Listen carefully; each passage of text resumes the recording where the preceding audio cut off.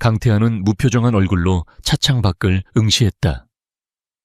서울의 화려한 야경이 빠르게 스쳐 지나갔지만 그의 눈에는 아무것도 담기지 않았다. 천마그룹 창립 50주년 기념 자선 갈라. 언론과 재계에 모든 시선이 집중되는 중요한 행사였지만 그에게는 그저 피곤하고 의미 없는 연극에 불과했다. 회장님 거의 다 도착했습니다. 김비서의 목소리에 그는 짧게 고개를 끄덕였다. 그의 머릿속은 온통 신규 리조트 프로젝트에 대한 생각뿐이었다. 3년 전 그는 차수현과 결혼했다. 사랑 없는 계약 결혼. 할아버지의 유언과 그녀의 집안이 가진 구시대적인 명망이 그룹의 보수적인 주주들을 안정시키는 데 필요했기 때문이었다. 그는 결혼의 조건으로 단 한 가지를 내걸었다. 서로의 삶에 관여하지 않는다. 차수현은 그 조건을 충실하게 지켰다. 그녀는 거대한 저택에서 존재감 없는 유령처럼 살았다. 그녀는 그에게 아무것도 요구하지 않았고 그 역시 그녀에게 아무런 관심도 주지 않았다. 그는 그녀가 무엇을 하며 하루를 보내는지, 무엇을 좋아하고 무엇을 슬퍼하는지 전혀 알지 못했다. 아니, 알려고 하지 않았다. 그에게 아내는 그저 서류상에 존재하는 의무의 다른 이름일 뿐이었다. 차가 천마그룹 소유의 호텔 연회장 앞에 멈춰 섰다. 수많은 기자들의 카메라 플래시가 한꺼번에 터졌다. 강태하는 익숙하게 차에서 내려 기계적인 미소를 지으며 손을 흔들었다. 그의 등장은 언제나 행사의 시작을 알리는 신호탄과도 같았다. 연회장 안은 대한민국의 권력과 불을 가진 모든 이들이 모인 듯 화려했다. 그는 수많은 사람들과 악수를 나누고 의미 없는 대화를 주고받았다. 그의 주변에는 언제나 사람들이 들끓었지만 그는 항상 혼자였다. 공허했다. 답답함에 그는 연회장을 빠져나와 옥상 테라스로 향했다. 신선한 밤 공기를 쐬며 머리를 식힐 생각이었다.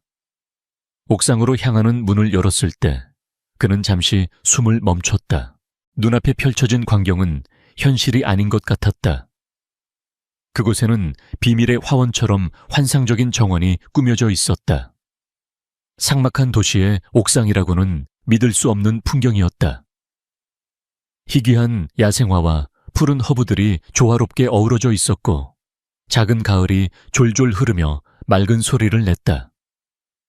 은은한 조명 아래 모든 식물들은 살아 숨쉬는 보석처럼 빛나고 있었다. 단순한 아름다움을 넘어 공간 전체가 사람의 마음을 어루만지는 듯한 깊은 평온함과 생명력으로 가득 차 있었다. 강태하는 자신도 모르게 정원 안으로 발을 들였다. 그의 차가운 심장이 이 공간이 뿜어내는 신비로운 온기에 조금씩 녹아내리는 듯한 착각마저 들었다. 그때 그의 시선이 정원 한가운데에 머물렀다. 한 여자가 작은 나무 앞에 쭈그리고 앉아 있었다. 그녀는 행사의 화려함과는 어울리지 않는 수수한 베이지색 원피스를 입고 있었다. 그녀는 주변의 소음은 전혀 들리지 않는다는 듯 오직 눈앞의 식물에게만 모든 정신을 집중하고 있었다. 그녀는 마른 잎사귀를 조심스럽게 떼어내고 흙의 상태를 살피며 마치 아기를 다루듯 부드러운 손길로 가지를 어루만졌다. 달빛과 정원의 조명이 그녀의 옆모습을 부드럽게 비추고 있었다. 강태하는 그 모습에서 눈을 뗄 수가 없었다. 화려하게 치장한 연회장에 그 어떤 여자보다도 흙을 만지고 있는 저 여인의 모습이 훨씬 더 고귀하고 아름답게 느껴졌다. 그녀의 존재 자체가 이 정원의 일부인 것처럼 완벽한 조화를 이루고 있었다. 호기심에 그는 조금 더 가까이 다가갔다. 그녀의 얼굴을 제대로 보고 싶었다. 여자가 고개를 들고 땀으로 젖은 머리카락을 쓸어 넘기는 순간 강태하는 그 자리에 얼어붙었다. 그의 심장이 3년 동안 단 한 번도 제멋대로 뛴 적 없던 그의 심장이 쿵 하고 거칠게 내려앉았다. 차수현, 자신의 서류상 아내, 자신이 지난 3년간 철저하게 외면하고 무시해왔던 바로 그 여자였다. 그는 충격에 빠졌다. 그가 기억하던 차수현은 늘 고개를 숙이고 다니던 아무런 색깔도 향기도 없는 여자였다. 하지만 지금 그의 눈앞에 있는 여자는 전혀 다른 사람이었다. 흙이 묻은 손땀에 젖은 이마하지만 자신이 사랑하는 일에 몰두하고 있는 사람만이 가질 수 있는 깊고 충만한 행복감이 그녀의 온몸에서 빛나고 있었다. 그녀의 눈은 밤하늘의 별처럼 반짝였고 미소를 머금은 입술은 그가 본 그 어떤 꽃보다도 생기 넘쳐 보였다. 그는 처음으로 그녀의 얼굴을 제대로 보았다. 그리고 깨달았다. 자신이 얼마나 어리석었는지를. 그는 그녀를 모르는 사람이 아니었다. 그는 그녀를 보지 않으려 했던 것이다. 누구십니까? 그녀의 목소리가 그의 생각을 깨뜨렸다. 그녀는 낯선 남자의 시선에 조금 놀란 듯 경계심 어린 눈빛으로 그를 바라보고 있었다. 그녀는 그를 알아보지 못했다. 지난 3년간 그들은 너무나도 완벽한 타인이었던 것이다. 남편이 아내를, 아내가 남편을 알아보지 못하는 희극이자 비극. 강태하는 당황해서 아무 말도 할 수 없었다. 자신의 아내에게 나는 당신 남편이오라고 말해야 하는 이 상황이 너무나도 기이하게 느껴졌다. 그때 행사를 주관하던 호텔 지배인이 그를 발견하고 황급히 달려왔다. 회장님, 여기 계셨습니까? 찾았습니다. 지배인은 강태하를 알아보고는 90도로 허리를 숙였다. 그리고는 곁에 있는 차수현을 보며 말했다. 아, 헬레나 작가님, 회장님께 이 정원에 대해 소개해 주시는 중이었군요. 헬레나 강태하가 의아한 표정을 짓자 지배인이 자랑스럽게 설명했다. 이번 갈라 행사의 하이라이트입니다. 요즘 건축계에서 가장 핫한 플로럴 디자이너 헬레나 작가님께서 직접 디자인하신 옥상 정원입니다. 작가님께서 얼굴을 공개하지 않으셔서 저희도 겨우겨우 섭외했습니다. 정말 대단하지 않습니까? 강태하는 지배인의 말을 들으며 다시 한번 차수현을 바라보았다. 그의 머릿속에서 모든 퍼즐 조각이 맞춰졌다. 차수현, 헬레나, 자신의 아내, 그리고 천재 디자이너. 그녀는 그의 그늘 속에서 시들어가는 꽃이 아니었다. 그녀는 그가 모르는 사이 아무도 없는 척박한 땅에서 스스로의 힘으로 뿌리내리고 세상에서 가장 아름다운 꽃을 피워낸 강인한 생명력이었다. 차수현은 회장님이라는 소리에 그제야 눈앞의 남자가 누구인지 깨달았다. 그녀의 얼굴이 순간 창백하게 굳었다. 그녀는 서둘러 자리에서 일어나 흙 묻은 손을 등 뒤로 감추며 어색하게 고개를 숙였다. 죄송합니다. 미처 못 알아봤습니다. 그녀의 목소리는 다시 그가 알던 무채색의 목소리로 돌아와 있었다. 그녀는 다시 강태하의 아내라는 껍질 속으로 숨어버렸다. 하지만 강태하의 눈에는 더 이상 보이지 않는 아내가 아닌 헬레나라는 이름의 눈부신 예술가가 보였다. 그의 얼어붙었던 심장에 아주 작지만 분명한 균열이 생기기 시작했다. 지난 3년간의 무관심과 후회, 그리고 그녀를 향한 알 수 없는 강렬한 호기심. 그 모든 감정이 뒤섞여 그의 안에서 거친 소용돌이를 일으키기 시작했다. 다음 날 아침 천마그룹 50층에 위치한 회장 집무실. 강태하는 통유리 너머로 보이는 서울 정영을 내려다보고 있었지만 그의 시선은 초점을 잃은 채 허공을 맴돌았다. 손에는 막대한 이익을 안겨줄 계약서가 들려 있었지만 그의 머릿속은 온통 어젯밤의 기억으로 가득 차 있었다. 달빛 아래서 식물을 어루만지던 하얀 손 흙이 묻어 있었지만 그 어떤 보석보다도 빛나던 미소, 그리고 헬레나라는 낯선 이름, 그의 아내 차수현. 3년 동안 그의 세상에 존재하지 않았던 여자. 그녀가 그의 심장을 이토록 세차게 흔들고 있었다. 그는 이 낯선 감정이 혼란스러웠다. 후회인가? 아니면 단순한 호기심인가? 김비서. 그는 인터폰을 눌렀다. 네, 회장님. 헬레나라는 이름의 플로럴 디자이너. 지금 당장 그 사람에 대한 모든 것을 알아봐. 내가 알아야 할 모든 것을. 그의 목소리는 차가웠지만 그 안에는 자신도 모르는 조급함이 묻어 있었다. 그는 자신의 아내에 대한 정보를 비서를 통해 보고받아야 하는 이 아이러니한 상황에 허수음이 나왔다.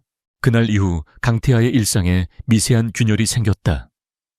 그는 난생 처음으로 자신의 집이라는 공간과 그 안에 사는 아내라는 존재에 대해 의식하기 시작했다.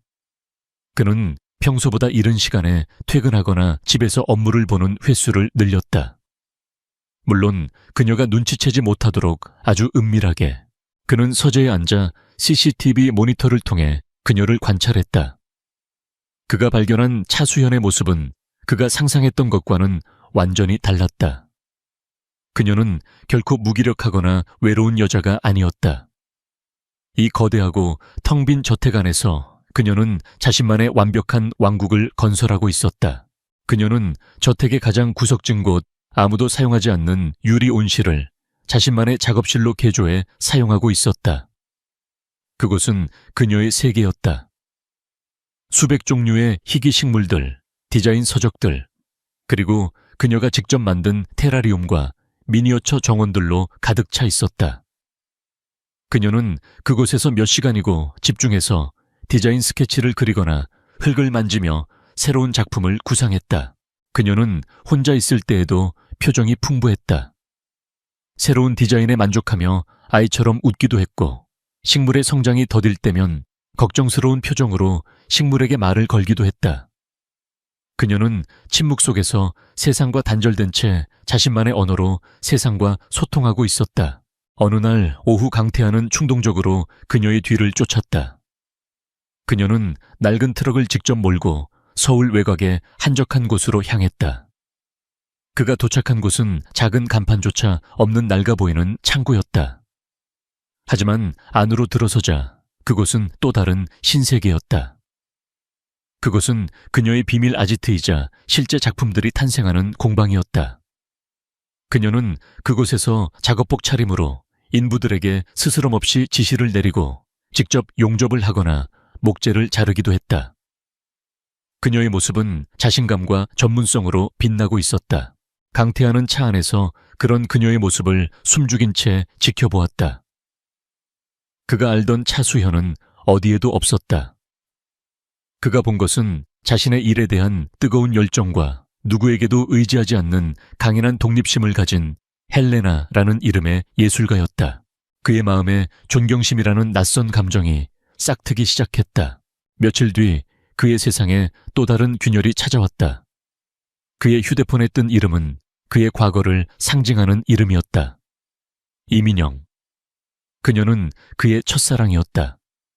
모든 것을 바쳐 사랑했지만 자신의 성공을 위해 그를 버리고 떠났던 여자. 세계적인 피아니스트가 된 그녀가 5년 만에 한국으로 돌아온 것이었다. 태아씨 나야. 민영이. 수학이 넘어 그녀의 목소리는 여전히 아름답고 자신감에 차 있었다. 그녀는 마치 어제 만난 사람처럼 다정하게 말을 걸어왔다. 이번에 귀국 독주회를 열어. 당신을 위해 맨 앞자리 비워뒀어. 끝나고 저녁도 같이 하고. 우리 너무 오래 떨어져 있었잖아. 나 이제 안 떠날 거야. 그녀의 말에는 그들의 관계를 다시 시작하자는 명백한 의도가 담겨 있었다. 예전 같았으면 강태하는 설렘을 느꼈을 것이다. 하지만 이상하게도 그의 마음은 잔잔한 호수처럼 고요했다. 그의 머릿속은 온통 다른 여자, 자신의 아내에 대한 생각으로 가득 차 있었다. 그는 의무감 반, 그리고 자신의 감정을 확인하고 싶은 마음 반으로 그녀의 제안을 수락했다. 이민영의 귀국 독주회는 성공적이었다. 그녀는 무대 위에서 여신처럼 빛났다. 연주회가 끝나고 두 사람은 고급 레스토랑에서 마주 앉았다. 이민영은 화려했고 대화의 중심은 언제나 자기 자신이었다. 그녀는 자신의 성공과 세계 각국의 유명 인사들과의 친분을 자랑하기에 바빴다. 그리고는 그의 결혼을 마치 길가의 돌멩이처럼 아무렇지 않게 말했다. 그 여자랑은 언제 정리할 거야? 어차피 사업 때문에 한 계약 결혼이잖아. 그냥 위자료나 두둑이 챙겨주고 내보내면 되지. 그 여자는 그냥 자리만 채우고 있던 거 아니었어. 그 순간 강태하의 머릿속에 차수현의 모습이 스쳐 지나갔다. 흙 묻은 손으로 식물을 어루만지던 모습 작업에 집중하던 진지한 눈빛, 조용하지만 강인했던 모습. 이민영의 화려함은 어쩐지 공허하고 피상적으로 느껴졌다. 그녀의 자신감은 오만함으로 보였다. 반면 한때 나약함이라고 생각했던 차수현의 침묵은 이제 자신만의 세계를 가진 자의 강인함과 자존감으로 보이기 시작했다. 그는 처음으로 두 여자를 비교하고 있었다. 그리고 그 저울이 자신도 모르는 사이에 서서히 기울고 있음을 깨달았다. 다음 날 김 비서가 헬레나에 대한 최종 보고서를 가지고 왔다. 보고서는 두꺼웠다. 그 안에는 강태하가 전혀 몰랐던 아내의 3년이 고스란히 담겨 있었다. 헬레나 본명 차수현. 3년 전부터 활동 시작. 철저히 신분을 숨긴 채 오직 작품으로만 평가받음. 첫 작품인 도심 속 오아시스 프로젝트로 건축계의 혜성처럼 등장. 이후 국내 유수의 기업과 VVIP들의 비밀 정원을 도맡아 디자인하며 미다스의 손이라 불림. 언론 인터뷰 일체 거절. 그녀의 작품은 단순한 조경을 넘어 공간과 인간을 치유하는 힘이 있다는 평을 받음. 보고서의 마지막 장에는 그녀가 자신의 사업을 시작할 때 돌아가신 부모님이 남겨주신 작은 유산으로 시작했으며 지난 3년간 강태하의 돈은 단 1원도 건드리지 않았다는 사실이 적혀 있었다. 강태하는 보고서를 든 채 한동안 움직일 수 없었다. 보고서에 첨부된 사진 한 장이 그의 시선을 사로잡았다. 파파라치가 멀리서 몰래 찍은 듯한 사진이었다. 사진 속 차수현은 자신의 작은 공방 앞에서 작은 화분에 물을 주며 환하게 웃고 있었다. 그가 단 한 번도 본 적 없는 꾸밈 없고 순수한 미소였다. 그는 깨달았다. 그녀는 그의 아내라는 이름의 감옥에 갇혀 있던 것이 아니었다. 그녀는 그 감옥을 세상에서 가장 아름다운 자신만의 정원으로 만들어가고 있었던 것이다. 그의 마음속에서 이름 모를 감정이 파도처럼 밀려왔다. 그것은 호기심을 넘어 존경심으로, 그리고 어쩌면 아주 희미한 사랑의 시작일지도 몰랐다. 천마그룹의 이사회 회의실은 냉기류가 감돌았다. 그룹의 명운이 걸린 제주도 엘리시안 필드, 최고급 리조트 프로젝트가 암초에 부딪힌 탓이었다. 세계적인 건축가가 설계한 건물은 완벽했지만 프로젝트의 핵심인 치유의 낙원이라는 컨셉을 구현할 조경 디자인이 문제였다. 이미 2명의 유명 디자이너가 교체되었고 프로젝트는 막대한 손실을 내며 표류하고 있었다. 이대로는 안 됩니다. 오픈 일정을 더 이상 늦출 수는 없습니다. 하지만 이 컨셉을 살려낼 디자이너를 어디서 찾는단 말입니까? 임원들의 얼굴에 초조함이 가득했다. 그때 프로젝트를 총괄하던 박 전무가 조심스럽게 입을 열었다. 회장님, 대안이 하나 있습니다. 어쩌면 이 프로젝트를 구할 수 있는 유일한 사람일지도 모릅니다. 모든 임원들의 시선이 그에게 쏠렸다. 요즘 업계에서 가장 천재적인 인물로 불리는 디자이너입니다. 다만 필명으로만 활동하고 언론에 노출되는 것을 극도로 꺼려 접촉이 쉽지 않다고 합니다. 그 이름은. 박 전무가 다음 말을 잇는 순간 강태하는 온몸의 피가 차갑게 식는 것을 느꼈다. 헬레나입니다. 회의실 안이 술렁였다. 헬레나의 명성은 이미 전설과도 같았다. 하지만 임원 중 그 누구도 헬레나가 바로 회장님의 서류상 아내라는 사실을 알지 못했다. 강태하는 완벽하게 궁지에 몰렸다. 이 제안을 거절할 명분이 없었다. 그렇다고 그들의 관계를 밝힐 수도 없었다.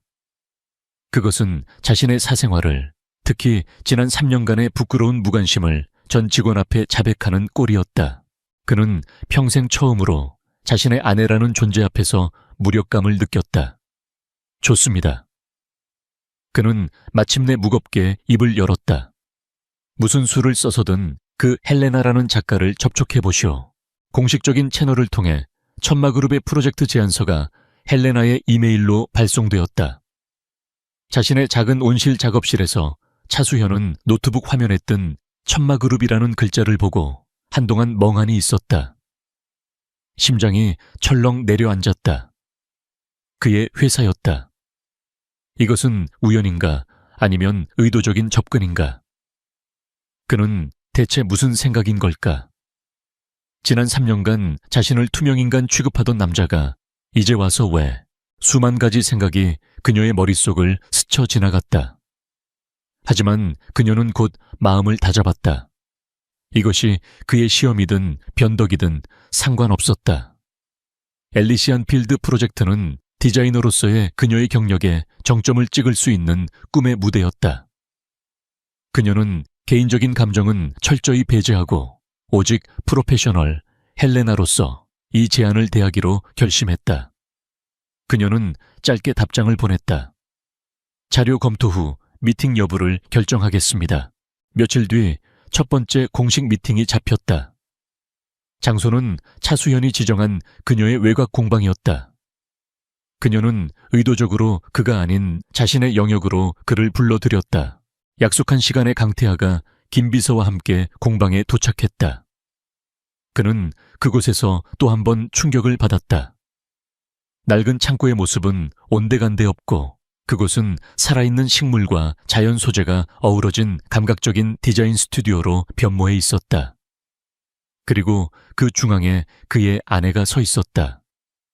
그녀는 더 이상 수수한 원피스 차림이 아니었다. 깔끔한 슬랙스와 셔츠 질끈 묶은 머리. 그녀의 모습에서는 한치의 흐트러짐도 없는 프로의 아우라가 뿜어져 나왔다. 오셨습니까, 강태하 회장님? 그녀가 먼저 다가와 악수를 청했다. 그녀는 그를 남편이 아닌 완벽한 클라이언트로 대하고 있었다. 헬레나입니다. 두 사람은 처음으로 강태하 회장과 헬레나 작가로서 마주 앉았다. 미팅은 숨막히는 긴장감 속에서 진행되었다. 프로젝트 제안서는 잘 보았습니다. 차수현이 먼저 입을 열었다. 솔직히 말씀드리면 엉망입니다. 컨셉은 거창하지만 그것을 구현할 철학도 디테일도 전혀 없습니다.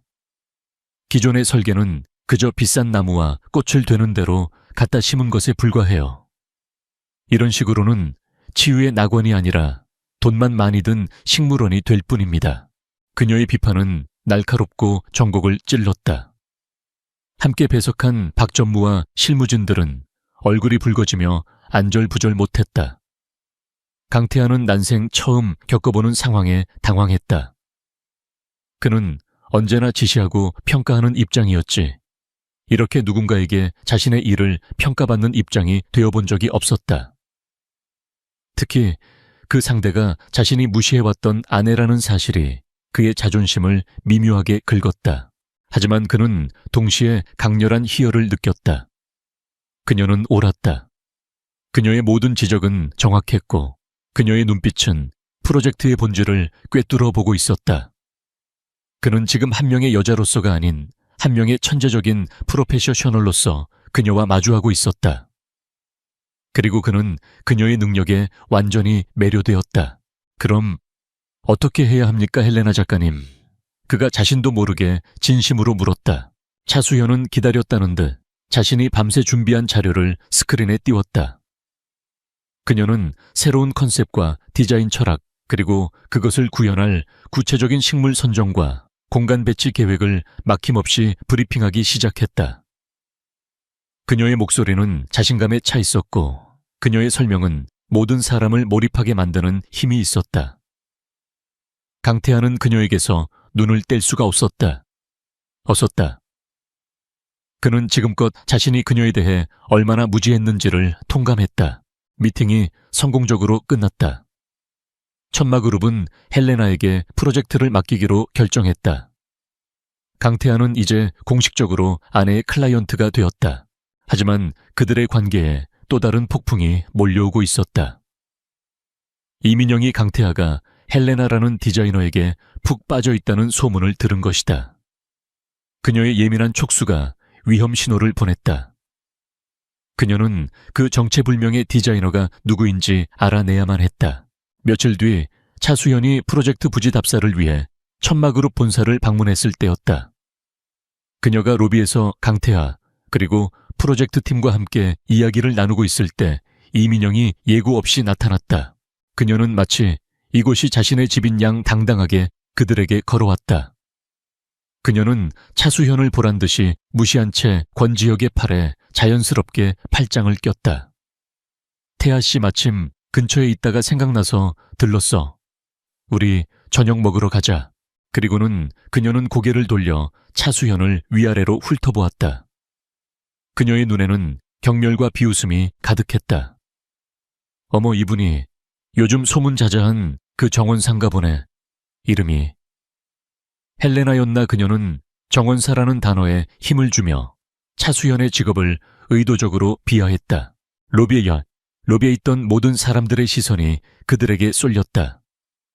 한쪽은 과거를 무기로 현재를 되찾으려는 여자, 한쪽은 실력으로 현재를 증명해야 하는 여자, 그리고 그 두 여자 사이에 선 한 남자. 차수현의 얼굴이 차갑게 굳었다. 이민영의 도발은 명백했다. 강태하는 팔짱을 낀 이민영의 손을 뿌리치려 했다. 그의 얼굴에 불쾌감이 드러났다. 세 사람 사이에 보이지 않는 폭풍의 전원이 감돌기 시작했다. 로비의 공기가 얼어붙었다. 이민영의 경멸 어린 목소리가 투명한 비수처럼 날아와 차수현의 심장에 박혔다. 정원사. 그녀는 의도적으로 수많은 사람들이 보는 앞에서 그녀의 전문성을 깎아내리고 그녀를 한낱 기술자로 격화시키려 했다. 차수현의 얼굴은 차갑게 굳었지만 그녀는 물러서지 않았다. 그녀는 이민영의 도발적인 시선을 피하지 않고 당당하게 맞섰다. 네, 헬레나입니다.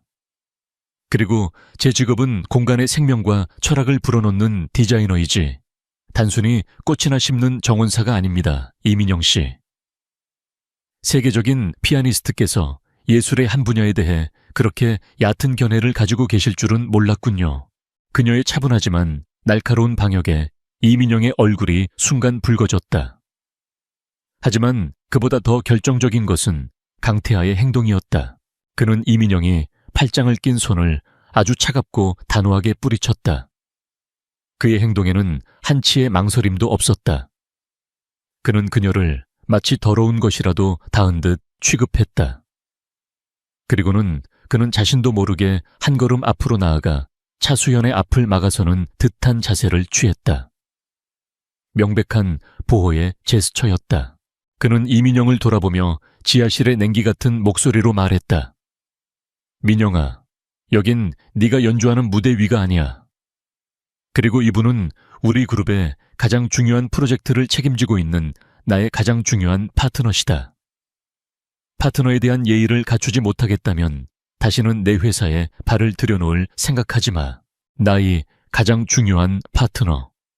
그 말이 로비 전체에 울려 퍼졌다. 그것은 단순한 비즈니스 관계를 넘어선 미묘하고도 강력한 선언이었다.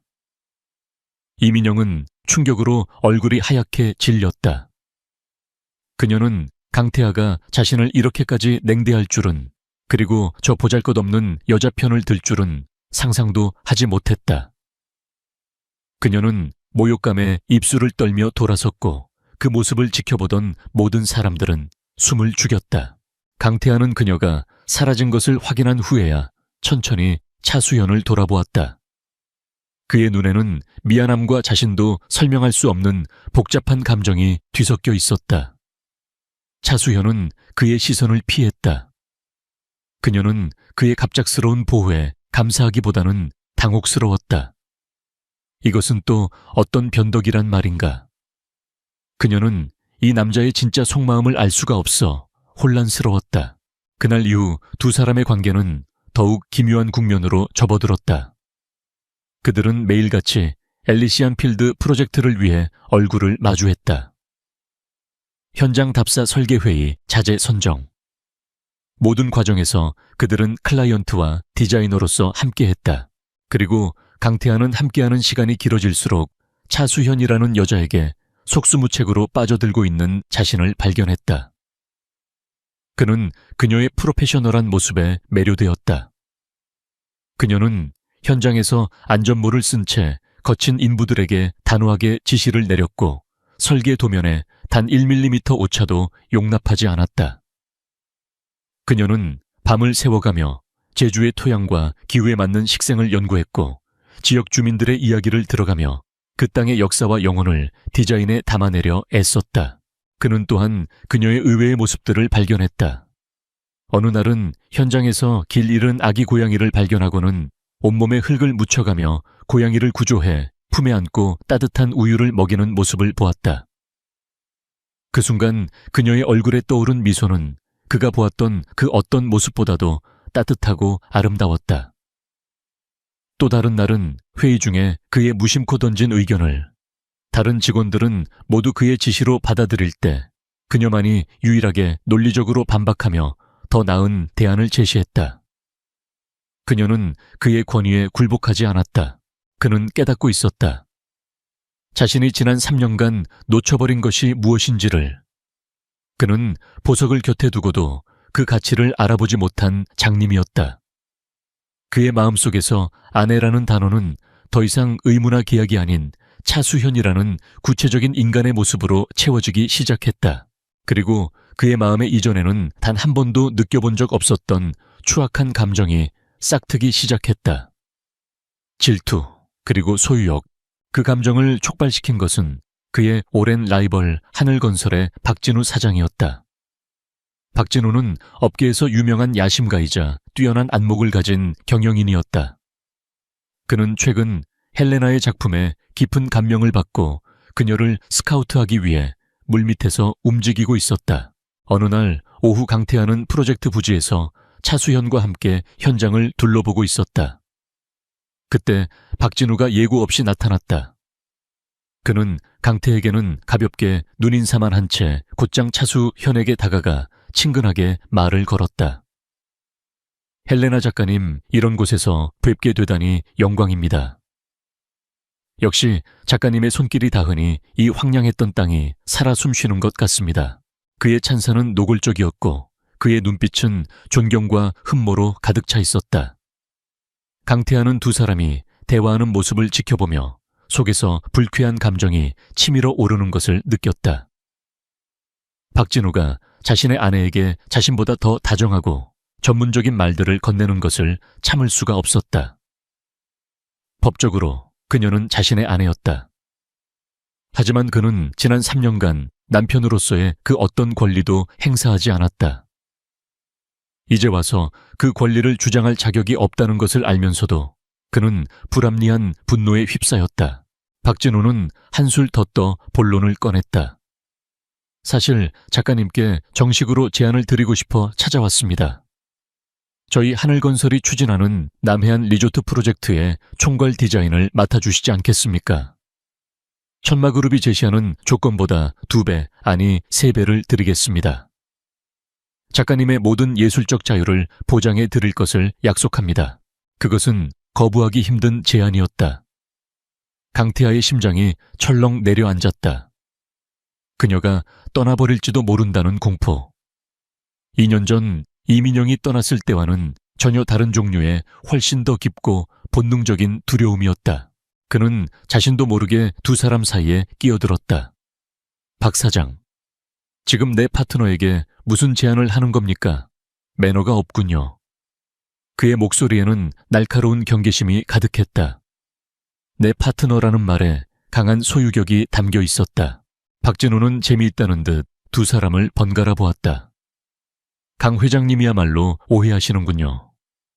저는 지금 천마그룹의 파트너가 아닌 헬레나라는 위대한 예술가, 개인에게 제안을 드리는 겁니다. 비즈니스 세계에서 능력 있는 인재를 스카우트하는 것은 당연한 일 아닙니까? 그의 말에 강태하는 아무런 반박도 할 수 없었다. 차수현은 두 사람 사이에 묘한 기류를 느끼며 난처한 표정으로 한 걸음 뒤로 물러섰다. 제안은 감사합니다, 박진우 사장님. 하지만 저는 지금 맡은 프로젝트에 집중하고 싶습니다. 죄송합니다.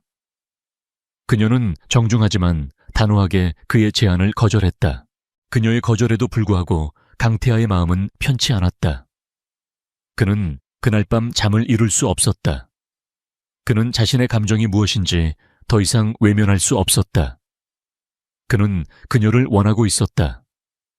단순한 아내로서가 아닌 한 명의 여자로서 예술가로서, 파트너로서.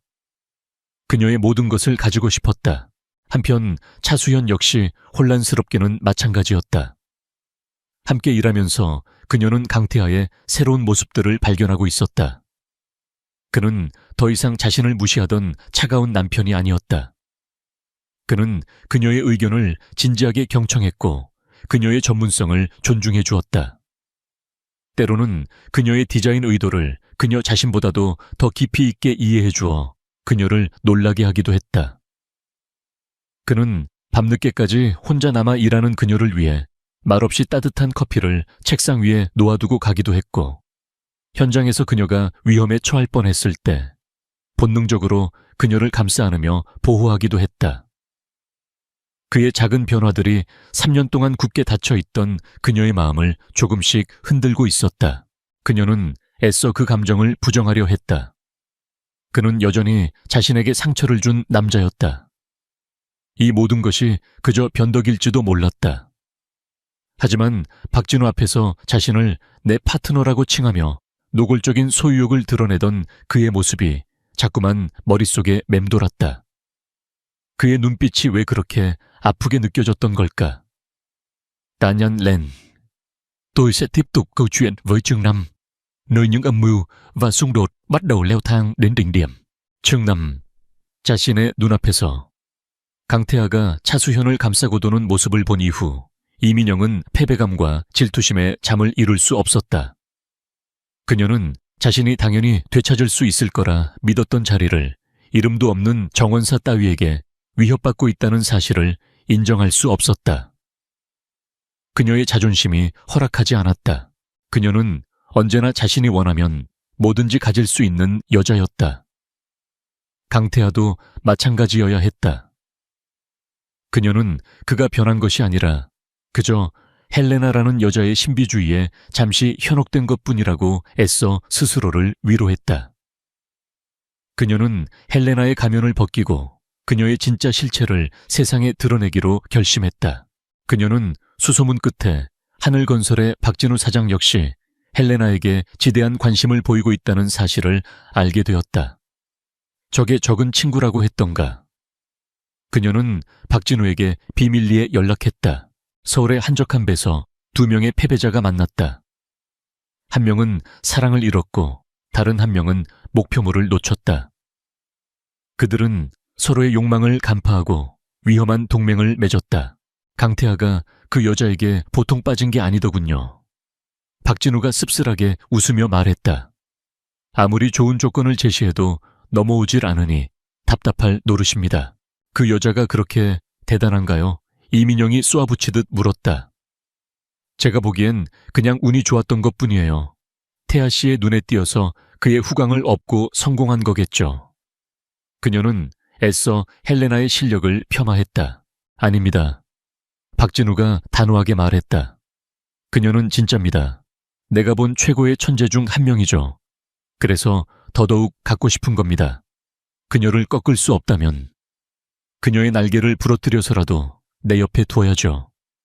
그의 눈빛이 탐욕으로 번뜩였다. 날개를 부러뜨린다. 좋은 생각이네요. 이민영의 입가에 차가운 미소가 걸렸다.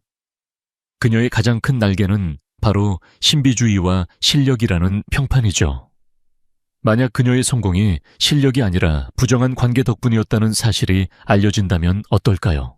두 사람의 시선이 허공에서 마주쳤다. 그들은 서로의 눈 속에서 추악한 음모를 읽었다. 그들은 헬레나의 진짜 정체, 즉 그녀가 강태하에 숨겨진 아내라는 사실을 알아내지는 못했다. 하지만 그것이 오히려 그들의 계략에 더 좋은 명분을 만들어 주었다. 유부남인 대기업 총수와 비밀스러운 여성 디자이너의 부적절한 만남. 이보다 더 자극적이고 대중의 상상력을 자극하는 이야기는 없었다.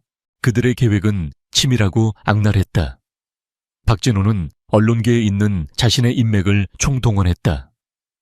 이민영은 사교계를 통해 교묘하게 소문을 퍼뜨리기 시작했다. 며칠 뒤 대한민국은 한 연예 정보지에 단독 보도로 발칵 뒤집혔다. 단독 포착 천마그룹 강태하 회장 천재 디자이너 헬레나와 심야 밀회. 충격. 기사에는 강태하와 차수현이 제주도 프로젝트 현장에서 함께 일하는 모습, 회의하는 모습, 그리고 늦은 밤 함께 있는 모습들이 교묘하게 편집되어 실려 있었다. 기사는 두 사람이 단순한 비즈니스 파트너가 아닌 깊은 내연 관계라는 것을 암시했다. 특히 강태하가 이민영과 파혼한 전력이 있다는 사실과 헬레나가 철저히 베일에 쌓인 인물이라는 점을 들어 의혹을 증폭시켰다. 기사는 삽시간에 모든 포털 사이트에 메인을 장식했다. 대중들은 확인되지 않은 사실을 기정사실로 받아들이고 비난을 쏟아내기 시작했다. 유부남이 될 뻔했던 남자가 이번엔 신비주의 디자이너랑 바람이 났군. 헬레나라는 여자 실력으로 뜬 게 아니라 몸 로비로 뜬 거 아니야. 결국 재벌들의 더러운 스캔들일 뿐 악성 댓글이 봇물 터지듯 쏟아졌다. 헬레나라는 이름에 덧씌워졌던 천재성과 신비주의는 한순간에 불륜녀라는 주홍글씨로 바뀌어버렸다. 3년간 그녀가 오직 실력으로 쌓아 올린 모든 명예가 단 하루 만에 진흙탕에 처박혔다.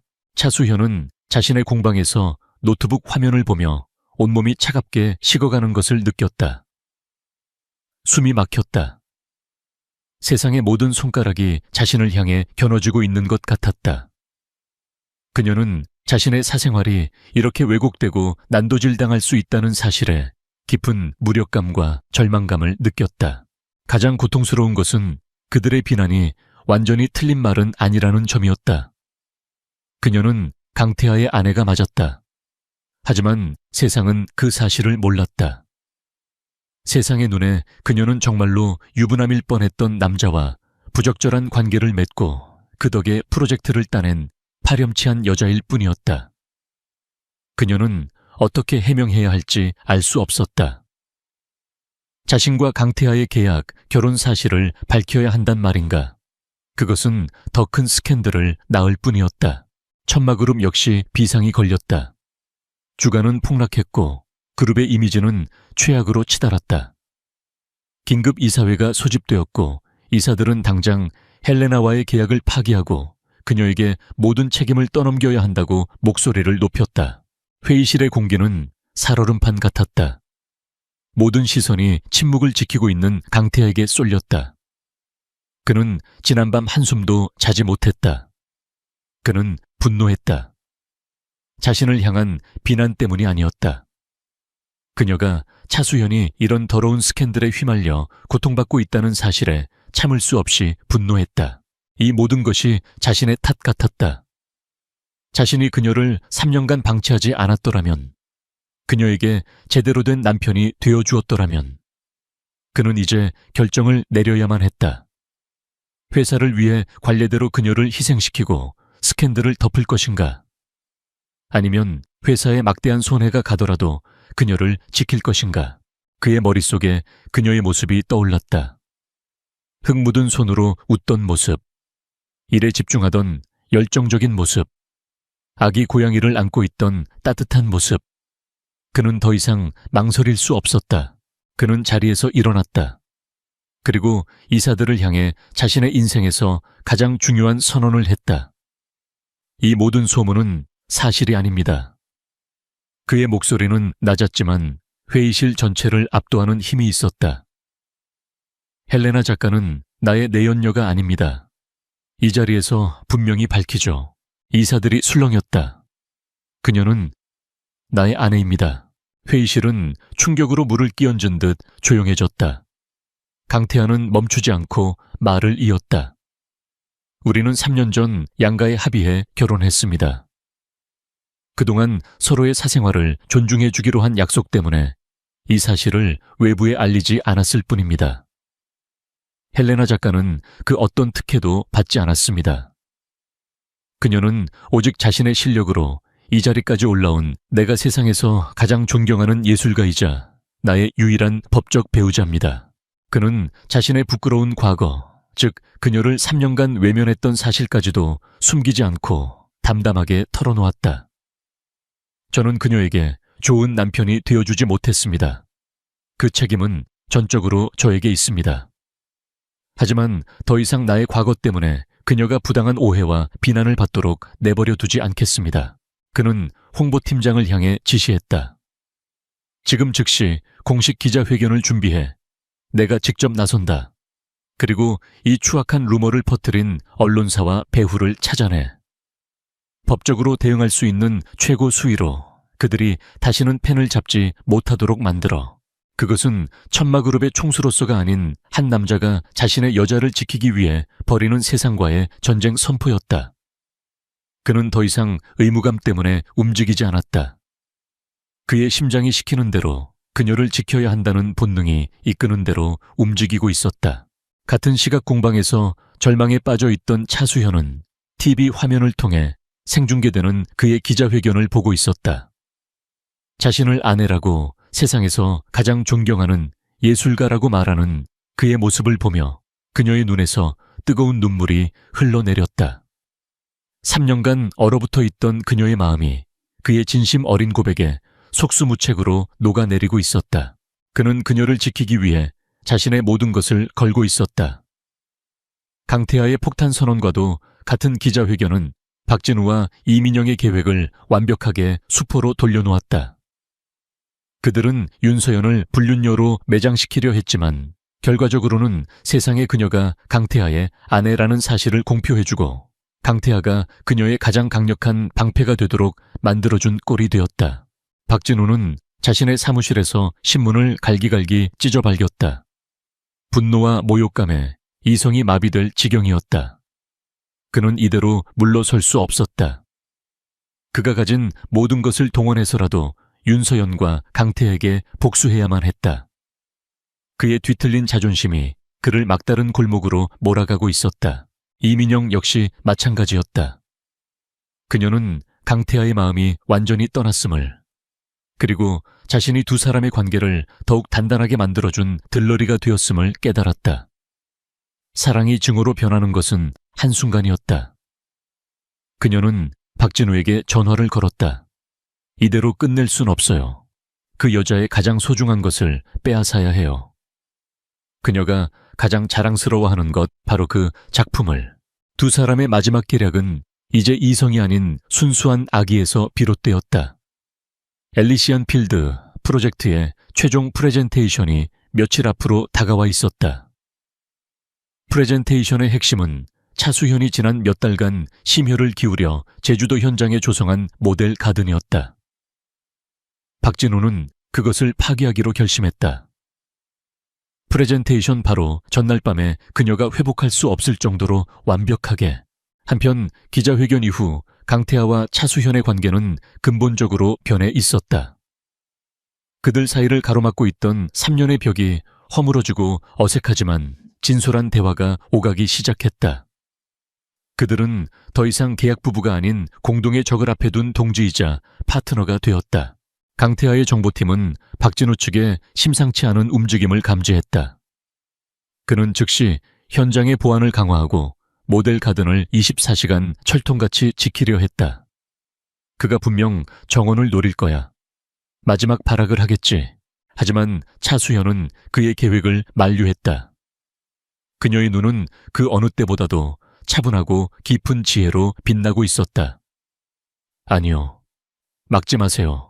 그가 들어와서 마음껏 망가뜨리게 내버려둬요. 뭐라고 강태하는 자신의 귀를 의심했다. 그게 무슨 말이야. 당신이 얼마나 공들여 만든 곳인데.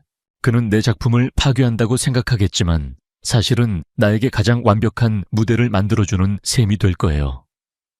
그녀의 입가에 희미한 미소가 떠올랐다. 완벽한 낙원의 이야기도 좋지만 파괴 속에서 다시 피어나는 부활과 치유의 이야기는 그 어떤 것보다도 강력한 힘을 가지게 될 테니까요. 강태하는 그녀의 말뜻을 이해하고 전율했다. 그녀는 단순히 방어하는 것을 넘어 적의 공격을 자신의 예술로 승화시킬 계획을 세우고 있었다.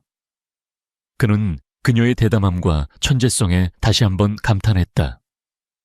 두 사람은 박진우를 위한 함정을 팠다. 그들은 모델 가든 주변 곳곳에 누구도 눈치채지 못하도록 초고화질의 카메라들을 비밀리에 설치했다. 프레젠테 AT에 온 전날 밤. 예상대로 폭풍우가 몰아치는 어두운 밤을 틈타 검은 옷을 입은 괴한 몇 명이 현장에 잠입했다. 그들은 박진우가 고용한 용역 깡패들이었다. 그들은 차수현의 아름다운 정원을 무참히 짓밟았다. 희귀한 꽃들을 뽑아 던지고 정교하게 만들어진 미니어처 건축물들을 부쉈다. 토양에는 제초제를 쏟아부었고 작은 가을은 흙탕물로 뒤덮였다. 한 예술가의 혼이 담긴 공간은 순식간에 폭력의 상처만이 남은 폐허로 변했다. 이 모든 과정은 어둠 속의 카메라에 고스란히 기록되고 있었다. 그리고 운명의 프레젠테 에이티온 당일, 발표회장은 천마그룹의 임원들과 핵심 투자자들, 그리고 스캔들 이후 더욱 뜨거운 관심을 보이는 언론 기자들로 가득 차 있었다. 박진우와 이민영도 투자자의 자격으로 당당하게 참석해 있었다. 그들의 얼굴에는 승자의 여유와 곧 펼쳐질 윤서연의 공개적인 망신에 대한 잔인한 기대감이 서려 있었다. 차수현이 단상 위로 올라섰다. 그녀는 조금도 동요하지 않은 침착하고 당당한 모습이었다. 그녀는 준비한 프레젠테이션을 시작했다. 여러분, 저는 오늘 여러분께 완벽하게 완성된 지상 낙원의 모습을 보여드리려 했습니다. 하지만 어젯밤 저의 정원에 작은 사건이 있었습니다. 그리고 그 사건은 저에게 엘리시안 필드를 관통하는 더 깊은 철학을 발견하게 해주었습니다. 그녀의 말에 장내가 술렁였다. 그녀 뒤에 대형 스크린이 켜졌다. 하지만 화면에 나타난 것은 아름다운 정원이 아니었다. 처참하게 파괴되고 짓밟힌 폐허가 된 정원의 실시간 영상이었다. 모든 사람들이 경악했다. 박진우와 이민영은 속으로 환호성을 질렀다. 하지만 차수현은 실패를 이야기하지 않았다. 그녀는 상처와 치유에 대해 이야기하기 시작했다. 진정한 치유란 상처 하나 없는 무균의 공간에 머무는 것이 아닙니다. 진정한 치유란 가장 깊은 상처로부터 다시 피어날 수 있는 생명력 그 자체입니다. 어젯밤의 이 폭력은 저의 정원을 파괴한 것이 아니라 오히려 이 땅이 품고 있는 강인한 치유의 힘을 증명할 기회를 주었습니다. 그녀는 파괴된 정원을 어떻게 복원할 것인지에 대한 새로운 계획을 발표하기 시작했다. 그녀는 부서진 돌들을 이용해 새로운 길을 만들고 짓밟힌 꽃들 곁에 그보다 더 강인한 야생화를 심겠다고 했다. 상처의 흔적을 억지로 덮는 것이 아니라 그 상처마저 디자인의 일부로 끌어안아 시간의 흐름과 자연의 회복력을 보여주는 더욱 깊이 있는 공간을 만들겠다는 것이었다. 그녀는 최악의 파괴 행위를 자신의 예술 철학을 완성하는 최고의 스토리텔링으로 승화시키고 있었다. 좌중은 그녀의 프레젠테이션에 완전히 매료되었다. 그녀의 발표가 감동의 절정에 이르렀을 때 강태하가 조용히 신호를 보냈다. 대형 스크린의 영상이 갑자기 바뀌었다. 화면에 나타난 것은 어젯밤의 고화질 CCTV 영상이었다. 복면을 쓴 괴한들이 그녀의 정원을 무참히 파괴하는 모든 과정이 소리까지 포함되어 생생하게 재생되었다. 그리고 영상의 마지막 괴한 중 한 명의 복면이 벗겨지며 박진우의 충직한 부하의 얼굴이 선명하게 드러났다. 회의장은 거대한 충격에 휩싸였다. 박진우의 얼굴은 잿빛으로 변했다. 그때 강태하가 자리에서 일어섰다. 이것이 전부가 아닙니다. 그는 박진우가 그동안 저질러온 불법적인 기업 스파이 행위와 비자금 조성 내역이 담긴 결정적인 증거 자료들을 추가로 공개했다. 모든 것이 끝났다. 박진우는 경비원들에게 끌려나가면서도 단상 위에 차수현을 증오찬 눈으로 노려보았다. 이민영은 공범으로 지목되어 수치심과 공포 속에서 그 자리에 얼어붙었다. 차수현은 단상 위에서 그 모든 광경을 조용히 지켜보았다. 그녀는 더 이상 피해자가 아니었다. 적의 공격을 자신의 가장 위대한 승리의 재료로 사용한 진정한 승자였다. 그녀는 스스로의 힘으로 자신을 둘러싼 모든 폭풍을 잠재우고 자신의 가치를 온 세상에 증명해냈다. 차수현의 프레젠테이션은 단순한 성공이 아니었다. 그것은 하나의 전설이 되었다. 박진우와 그의 공범들은 현장에서 즉시 체포되었다. 강태하가 공개한 추가 증거들은 그들의 숨통을 완전히 끊어놓았다. 하늘건설은 세무조사와 검찰 수사를 받으며 뿌리부터 흔들렸고 결국 시장에서 퇴출당하는 비참한 최후를 맞았다. 복수심에 눈이 멀어 그와 동맹을 맺었던 이민영 역시 모든 것을 잃었다. 스캔들로 인해 그녀의 명성은 땅에 떨어졌고 예정되었던 모든 공연과 음반 계약이 취소되었다. 한때 무대 위를 날아다니던 그녀의 날개는 자신의 질투심이 쏜 화살에 맞아 영원히 꺾여버렸다. 모든 폭풍이 지나갔다. 천마그룹의 엘리시안 필드 프로젝트는 이사회의 만장일치와 투자자들의 전폭적인 지지 속에 재개되었다. 헬레나, 즉 차수현은 이제 단순히 재능 있는 디자이너가 아닌 역경을 이겨내고 자신의 철학을 증명해낸 위대한 예술가로 추앙받았다. 시간이 흘렀다. 세상의 소란이 잠잠해지고 계절이 한번 바뀔 무렵 강태하와 차수현 사이에는 조용한 평화가 찾아왔다. 그들은 더 이상 클라이언트와 디자이너로 만나지 않았다. 그들은 다시 부부가 되어가고 있었다. 물론 3년의 공백이 하루아침에 사라지지는 않았다. 그들은 여전히 서툴고 어색했다. 하지만 그들은 노력했다. 강태하는 난생 처음으로 누군가를 위해 자신의 시간을 내는 법을 배웠다.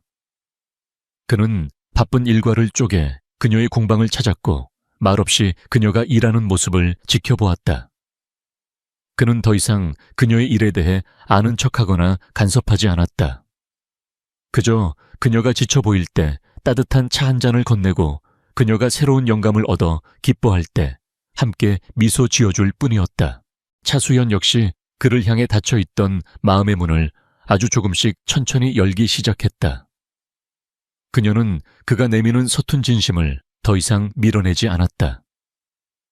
그녀는 그를 위해 저녁 식사를 준비했고 두 사람은 3년 만에 처음으로 한 식탁에 마주 앉아 어색하지만 따뜻한 대화를 나누었다.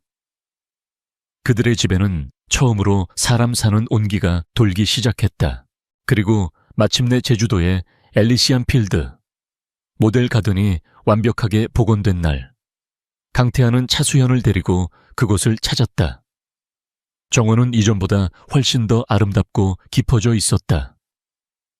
파괴의 상처는 흉터가 아닌 더 강한 생명력을 품은 무늬가 되어 정원 곳곳에 녹아들어 있었다. 그것은 마치 두 사람이 함께 겪어낸 시련과 그 시련을 통해 더 단단해진 그들의 관계를 상징하는 것 같았다. 붉은 저녁 노을이 정원을 물들일 무렵 강태하는 그녀를 바라보며 말했다. 당신과 처음 만났던 날이 기억나. 그는 결혼식 날이 아닌 어색한 상견례 자리에서 처음 그녀를 보았던 날을 떠올렸다. 그때 나는 당신에게 아무런 관심도 없었지. 그냥 빨리 이 의무를 끝내고 싶다는 생각뿐이었어. 그의 목소리는 깊은 후회로 젖어 있었다. 나는 지난 3년간 당신에게서 시간을 빼앗고 당신의 존재를 지워버렸어. 그 어떤 말로도 용서받을 수 없는 잘못이라는 걸 알아. 그는 품 안에서 서류 봉투 하나를 꺼냈다. 그 안에는 이혼 서류가 들어있었다. 그의 도장이 이미 찍혀 있었다. 이건 내가 당신에게 돌려줘야 할 당신의 자유야. 당신은 더 이상 나나 이 계약에 얽매일 필요 없어. 그는 서류를 그녀에게 건넸다. 그리고는 또 다른 작은 벨벳 상자를 꺼냈다. 상자 안에는 화려한 다이아몬드 반지가 아닌 그녀의 정원을 닮은 작은 잎사귀 모양의 소박하지만 우아한 반지가 들어있었다. 이건 계약이 아니야. 질문이야. 그는 그녀의 눈을 똑바로 바라보았다. 그의 눈에는 한 남자가 한 여자에게 바칠 수 있는 가장 순수한 사랑과 존경이 가득했다. 나의 계약상 아내가 아닌 내가 온 마음을 다해 사랑하고 존경하는 여자 차수현 씨. 이번에는 진짜로 나와 결혼해주겠습니까? 그는 그녀에게 선택권을 주었다. 그녀가 3년 전에는 결코 가질 수 없었던 완전한 자유와 선택의 권리. 차수현의 눈에서 뜨거운 눈물이 뺨을 타고 흘러내렸다. 그것은 슬픔의 눈물이 아닌 기쁨과 해방감의 눈물이었다. 그녀가 그토록 원했던 것은 바로 이 순간이었을 것이다. 그녀는 그가 건넨 이혼 서류를 받아들었다. 그리고는 그의 눈을 보며 아주 천천히 그 서류를 반으로 찢었다. 이혼에 대한 내 대답은 아니오예요. 찢어진 서류가 바람에 흩날렸다. 그리고 그녀는 활짝 웃으며 그의 손에 들린 반지를 향해 손을 내밀었다. 그리고 당신의 질문에 대한 내 대답은 네예요. 강태하는 떨리는 손으로 그녀의 네 번째 손가락에 새로운 반지를 끼워주었다. 그것은 새로운 시작을 알리는 약속의 증표였다. 그는 그녀를 끌어안고 입을 맞췄다. 3년의 시간을 뛰어넘어 마침내 서로에게 닿은 길고 깊은 키스였다. 1년 후 제주 엘리시안 필드는 대한민국에서 가장 예약하기 힘든 최고의 힐링 리조트로 자리 잡았다. 오픈 기념 파티가 열리는 날 리조트의 가장 아름다운 정원에서 강태하와 차수현이 나란히 서서 석양을 바라보고 있었다. 그녀의 손가락에서는 잎사귀 모양의 반지가 은은하게 빛나고 있었다. 사람들이 당신의 정원을 정말 좋아해. 강태하가 그녀의 손을 잡으며 말했다. 우리의 정원이죠. 차수현이 그의 어깨에 기대며 대답했다. 두 사람은 더 이상 말이 없었다. 하지만 그들의 침묵은 그 어떤 대화보다도 더 깊은 이해와 사랑으로 가득 차 있었다. 얼어붙었던 심장이 녹고 버려졌던 정원에 다시 꽃이 피어나기까지 그들은 아주 긴 시간을 돌아와야만 했다. 하지만 마침내 그들은 서로에게 서로가 기댈 수 있는 세상에서 가장 아름답고 편안한 안식처가 되어주었다. 서울의 차가운 저녁. 비는 뼛속까지 스며드는 듯했지만 한유진은 더 이상 아무것도 느낄 수 없었다. 그녀는 비좁고 축축한 옥탑방에 조용히 앉아 있었다. 낡은 책상 스탠드에서 나오는 유일한 불빛이 그녀 앞에 종이에 적힌 잔인한 숫자들을 비추고 있었다. 집 압류 통지서, 아버지의 병원비 청구서. 숫자들은 마치 그녀의 무력함을 비웃는 악마처럼 춤을 추고 있었다. 한때 금융분석학과에서 가장 빛나는 별이었고 놀라운 정확성으로 주식시장의 변동을 예측할 수 있었던 한유진은 이제 바로 그 숫자들에 의해 벼랑 끝으로 내몰리고 있었다. 그녀의 모든 지식과 재능은 차가운 현실의 벽 앞에서 무의미해졌다. 그녀와 그녀 가족의 삶이 무너지고 있었고 그것을 붙잡을 수 있는 사람은 오직 그녀뿐이었다. 바로 그때 전화벨이 울렸다. 낯선 법률 사무소로부터 온 전화는 믿을 수 없는 제안, 구원의 옷을 입은 악마와의 계약을 가져왔다. 전화기 너머의 목소리는 감정이 없었고 기계적이었다. 국내 최대 기업 중 하나인 JK그룹의 법무팀 소속 변호사라고 자신을 소개했다. 그는 서론 없이 바로 본론으로 들어갔다. 한유진 씨, JK그룹의 강지훈 대표님께서 당신에게 혼인계약을 제안하셨습니다. 유진은 숨을 멈췄다. 강지훈. 그 이름은 신문 경제면에서나 볼 수 있는 이름이었다. 젊은 나이에 JK그룹의 총수가 되었지만 의문의 사고 이후 대중 앞의 모습을 드러내지 않는 비밀스러운 인물. 그에 대한 소문은 무성했다. 사고로 인해 하반신이 마비되었다는 것, 성격이 얼음처럼 차갑고 냉혹해졌다는 것, 그리고 자신의 자리를 노리는 내부의 적들과 힘겨운 싸움을 벌이고 있다는 것. 변호사의 목소리가 그녀의 생각을 갈랐다. 계약 조건은 간단합니다. 3년간 강 대표님의 법적 아내로서의 역할을 수행해 주시면 됩니다. 그 대가로 우리는 당신 가족의 모든 부채를 청산하고 추가로 미화 500만 달러를 지급할 것입니다. 500만 달러. 그 숫자가 유진의 머릿속에서 폭탄처럼 터졌다. 그것은 단순히 많은 돈이 아니었다. 그것은 아버지의 생명이었고 어머니의 눈물을 멈추게 할 수 있는 힘이었으며 이 지긋지긋한 절망의 구렁텅이에서 벗어날 수 있는 유일한 동아줄이었다. 왜 저죠? 유진은 간신히 목소리를 쥐어짰다. 그녀의 목소리는 심하게 떨리고 있었다. 강 대표님께서는 자신의 지위를 공고히 하기 위해 아내가 필요하십니다. 한유진 씨의 배경은 깨끗하고 학력도 우수하며 현재 처한 상황 덕분에 우리의 제안을 거절하지 않을 것이라고 판단했습니다. 그의 말은 칼날처럼 날카로웠다. 그녀의 절망이 바로 그녀가 선택된 이유라는 사실이 비참했다. 자존심이 상했지만 그녀에게는 선택의 여지가 없었다. 울고 있는 어머니의 얼굴과 병상에 누워 희미한 숨을 내쉬는 아버지의 모습이 눈앞을 스쳐 지나갔다. 그녀는 눈을 질끈 감았다. 알겠습니다. 제안을 받아들이겠습니다. 며칠 후 유진은 검은 세단에 실려 서울 외곽의 한 저택으로 향했다. 차창 밖으로 보이는 풍경은 그녀가 살던 세상과는 완전히 다른 것이었다. 높고 견고한 담벼락 철저한 보안 시스템, 그리고 그 안에 자리 잡은 거대한 저택은 집이라기보다는 현대적인 요새처럼 보였다. 차가 멈추자 무표정한 얼굴의 비서가 나타나 그녀를 안으로 안내했다. 저택 내부는 차가운 미니멀리즘의 극치였다. 거대한 공간은 최고급 대리석과 유리금속으로 장식되어 있었지만 사람의 온기는 전혀 느껴지지 않았다. 복도를 울리는 것은 오직 그녀의 구두소리와 비서의 발소리뿐이었다. 그녀가 안내된 곳은 거대한 서재였다. 방 안은 두꺼운 커튼이 드리워져 어두웠고 벽면을 가득 채운 책들은 장식품처럼 고요했다. 방 한가운데 한 남자가 최첨단 휠체어에 앉아 창밖을 내다보고 있었다. 빗줄기가 창문을 때리는 소리만이 정적을 깨고 있었다. 대표님, 한유진 씨가 도착했습니다. 조비서라고 자신을 소개한 남자가 말했다. 휠체어가 천천히 돌아섰다. 어둠 속에서 남자의 얼굴이 서서히 드러났다. 빛이 그의 얼굴을 비추는 순간 유진은 숨을 쉴 수가 없었다.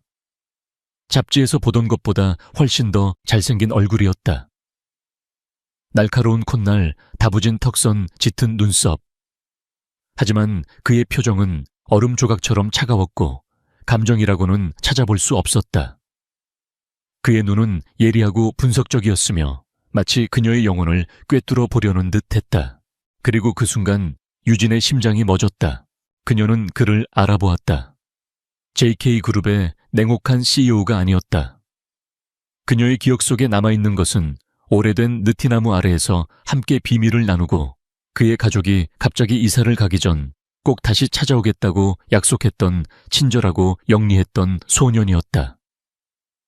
따뜻했던 과거의 기억이 잔인한 현재의 차가움과 극명한 대조를 이루며 그녀의 머릿속을 스쳐 지나갔다. 강지훈, 그녀의 첫사랑이었다. 유진은 온몸이 얼어붙었다. 충격, 불신, 슬픔, 그리고 잊고 있던 희미한 희망의 불꽃이 뒤섞여 그녀를 덮쳤다. 그녀는 떨리는 손을 멈추기 위해 주먹을 꽉 쥐어야 했다. 금융분석가로서 압박감 속에서 평정을 유지하는 훈련이 몸에 배어 있었지만 지금은 그것이 엄청난 노력을 요구했다. 그녀는 자신이 그를 알아봤다는 사실을 숨겨야만 했다. 왜냐하면 여기서 그것을 드러내는 것은 자신의 가장 큰 약점을 내보이는 것이고 이것은 철저한 비즈니스 계약이기 때문이었다. 그가 이용할 수 있는 약점을 스스로 드러내는 멍청한 짓이었다. 하지만 강지훈은 그녀를 뚫어지게 바라볼 뿐 아무런 내색도 하지 않았다. 그가 그녀를 알아보지 못하는 것일까 아니면 알아보았지만 철저히 무시하는 것일까. 그가 마침내 입을 열었을 때 그의 목소리는 낮고 서늘했다. 계약서는 읽어봤을 거라 생각하지. 내 아내로서 당신이 해야 할 일은 세상 사람들 특히 내 삼촌인 김 회장 앞에서 완벽한 연기를 하는 것뿐이야. 내게 질문하지 말고 내 일에 간섭하지 말고 조용한 그림자처럼 지내. 할 수 있겠나? 그는 완전한 무관심으로 그들의 결합을 단지 몇 가지 조항과 의무로 축소시켰다. 그의 눈에는 어린 시절의 따뜻함이라고는 한 점도 남아있지 않았다. 유진의 눈앞에 있는 것은 그녀가 알던 소년이 아니라 차갑고 부서진 한 남자일 뿐이었다. 조 비서가 그녀 앞으로 계약서를 내밀었다. 차가운 법률 용어들은 그들의 관계를 철저히 비인격적인 거래로 규정하고 있었다. 유진은 잠시 망설였다. 지금이라도 모든 것을 그만두고 이 요새 같은 집을 뛰쳐나가고 싶었다. 하지만 아버지의 얼굴이 떠오르자 그녀는 펜을 집어들었다. 그녀의 손이 계약서 위에서 움직였다. 한유진이라는 이름 3글자가 그녀의 자유와 이름, 그리고 어쩌면 그녀의 심장까지도 팔아넘기는 증표가 되었다. 그녀가 서명을 마쳤을 때 강지은의 눈이 살짝 좁혀지는 것을 그녀는 놓치지 않았다. 그가 그녀의 표정에서 무언가를 읽어낸 것일까? 이제부터 당신은 JK그룹의 안주인이야. 조 비서가 당신이 머물 곳을 안내할 거다. 그의 말이 끝나자마자 조 비서가 정중하게 그녀를 밖으로 안내했다. 거래는 성사되었다. 서재의 무거운 문이 닫히고 강지훈은 다시 어두운 방에 홀로 남았다. 유진이 떠난 후 그는 한동안 계약서에 적힌 그녀의 서명을 말없이 내려다보았다. 그의 얼음 같던 얼굴에 아주 잠깐 복잡 미묘한 감정이 스쳐 지나갔다. 그것은 고통이었을까 아니면 희미한 그리움이었을까? 그러나 그 감정은 순식간에 사라지고 다시 냉혹한 CEO의 가면이 그의 얼굴을 덮었다. 그는 창밖을 바라보며 나지막이 읊조렸다. 한유진, 결국 이렇게 다시 만나게 되는군. 그의 목소리는 빗소리에 섞여 아무에게도 들리지 않았다. 그들의 잔인한 운명의 서막이 그렇게 올랐다. 한유진의 새로운 삶은 조 비서가 안내한 저택의 한쪽 날개에 있는 그녀의 방에서 시작되었다. 방은 마치 최고급 호텔의 스위트룸처럼 호화롭고 넓었지만 동시에 차갑고 비인격적이었다. 모든 가구와 장식은 완벽하게 배치되어 있었지만 그곳에는 한유진이라는 사람이 존재할 공간은 없는 듯 했다. 그녀가 가져온 몇 안 되는 소박한 짐들은 그 화려함 속에서 초라하게 보였다. 마치 그녀 자신이 이 거대한 저택에서 이질적인 존재임을 보여주는 것 같았다. 잠시 후 집안의 총괄 집사로 보이는 나이든 여자가 들어왔다. 그녀의 표정은 엄격했고 눈빛에서는 은근한 경멸이 느껴졌다. 그녀는 유진을 이 집의 새로운 안주인이 아닌 특별한 직함을 가진 고용인처럼 대하며 집안의 엄격한 규칙들을 나열했다. 사모님께서는 아침 8시에 대표님과 함께 아침 식사를 하셔야 합니다. 대표님의 서재는 허락 없이 출입할 수 없으며 외부인과의 불필요한 연락은 삼가셔야 합니다. 그녀의 말투는 정중했지만 그 안에는 유진의 모든 행동을 통제하고 감시하겠다는 의도가 명백히 담겨 있었다. 유진은 그저 조용히 고개를 끄덕였다. 지금은 저항할 때가 아니었다. 이 거대한 호랑이 굴에서 살아남기 위해서는 우선 지형을 파악하고 적의 움직임을 읽어야 했다. 첫 번째 시험은 예상보다 빨리 찾아왔다. 그날 저녁 저택의 거대하고 위압적인 다이닝룸에서 열린 첫 가족 식사 자리였다. 긴 테이블의 상석에는 강지훈이 휠체어에 앉아 있었고 그의 맞은편에는 한 남자가 앉아 있었다. 흠잡을 데 없이 잘 차려입은 정장 인자해 보이는 미소. 하지만 그 미소는 그의 차갑고 계산적인 눈에는 닿지 않았다. 그가 바로 강지훈의 삼촌이자 JK그룹의 실질적인 2인자 김태수 회장이었다. 김 회장 옆에는 그의 아내와 아들인 강민혁이 앉아 있었다. 그들은 노골적인 경멸의 시선으로 유진을 위아래로 훑어보았다. 마치 값비싼 도자기로 가득한 방에 들어온 더러운 길고양이 보듯 하는 눈빛이었다. 식사가 시작되자마자 김 회장이 포문을 열었다. 사혜아가 우리 지훈이와는 어떻게 만나게 되었나 듣자 하니 집안 사정이 꽤 어렵다고 하던데. 그의 질문은 겉보기에는 평범한 호기심처럼 들렸지만 실은 유진의 출신을 들먹이며 그녀를 모욕하려는 의도가 뻔히 보였다. 유진은 잠시 포크를 내려놓고 김 회장을 똑바로 쳐다보았다. 그녀의 눈빛은 흔들리지 않았다. 회장님께서도 아시다시피 저는 평범한 가정에서 자랐습니다. 하지만 사람의 가치가 배경에 의해 결정된다고는 생각하지 않습니다. 지훈 씨와 저는 서로에게 필요한 부분을 채워줄 수 있다고 믿었기에 이 자리에 있는 것입니다. 그녀의 대답은 정중했지만 단호했다. 자신의 처지를 부끄러워하지도 그렇다고 변명하지도 않았다. 김 회장의 눈썹이 미세하게 꿈틀거렸다. 그는 유진이 그저 돈에 팔려온 순진한 여자아이일 것이라 생각했지만 눈앞의 여자는 예상보다 훨씬 당돌했다. 그의 아들 민혁이 비웃으며 끼어들었다. 필요한 부분이라 우리 사촌 형님께는 돈으로 살 수 있는 예쁜 인형이 필요했던 모양이고 당신에게는 그 돈이 필요했던 거겠지. 아주 간단한 거래 아니야. 모욕적인 말에 유진의 얼굴이 순간 굳었지만 그녀는 감정을 드러내지 않았다. 그때까지 침묵을 지키던 강지훈이 나지막이 입을 열었다. 그의 목소리는 여전히 차가웠지만 그 안에는 누구도 거스를 수 없는 권위가 서려 있었다. 내 아내에 대한 평가는 내가 한다. 식사 자리에서는 음식 맛에나 집중하는 게 좋을 거야, 미녀가. 한마디였지만 식탁의 분위기는 순식간에 얼어붙었다. 민혁은 얼굴이 붉어졌지만 더 이상 아무 말도 하지 못했다. 김 회장은 다시 인자한 미소를 지었지만 그의 눈빛은 더욱 차가워졌다. 강지훈은 유진을 보호한 것이 아니었다.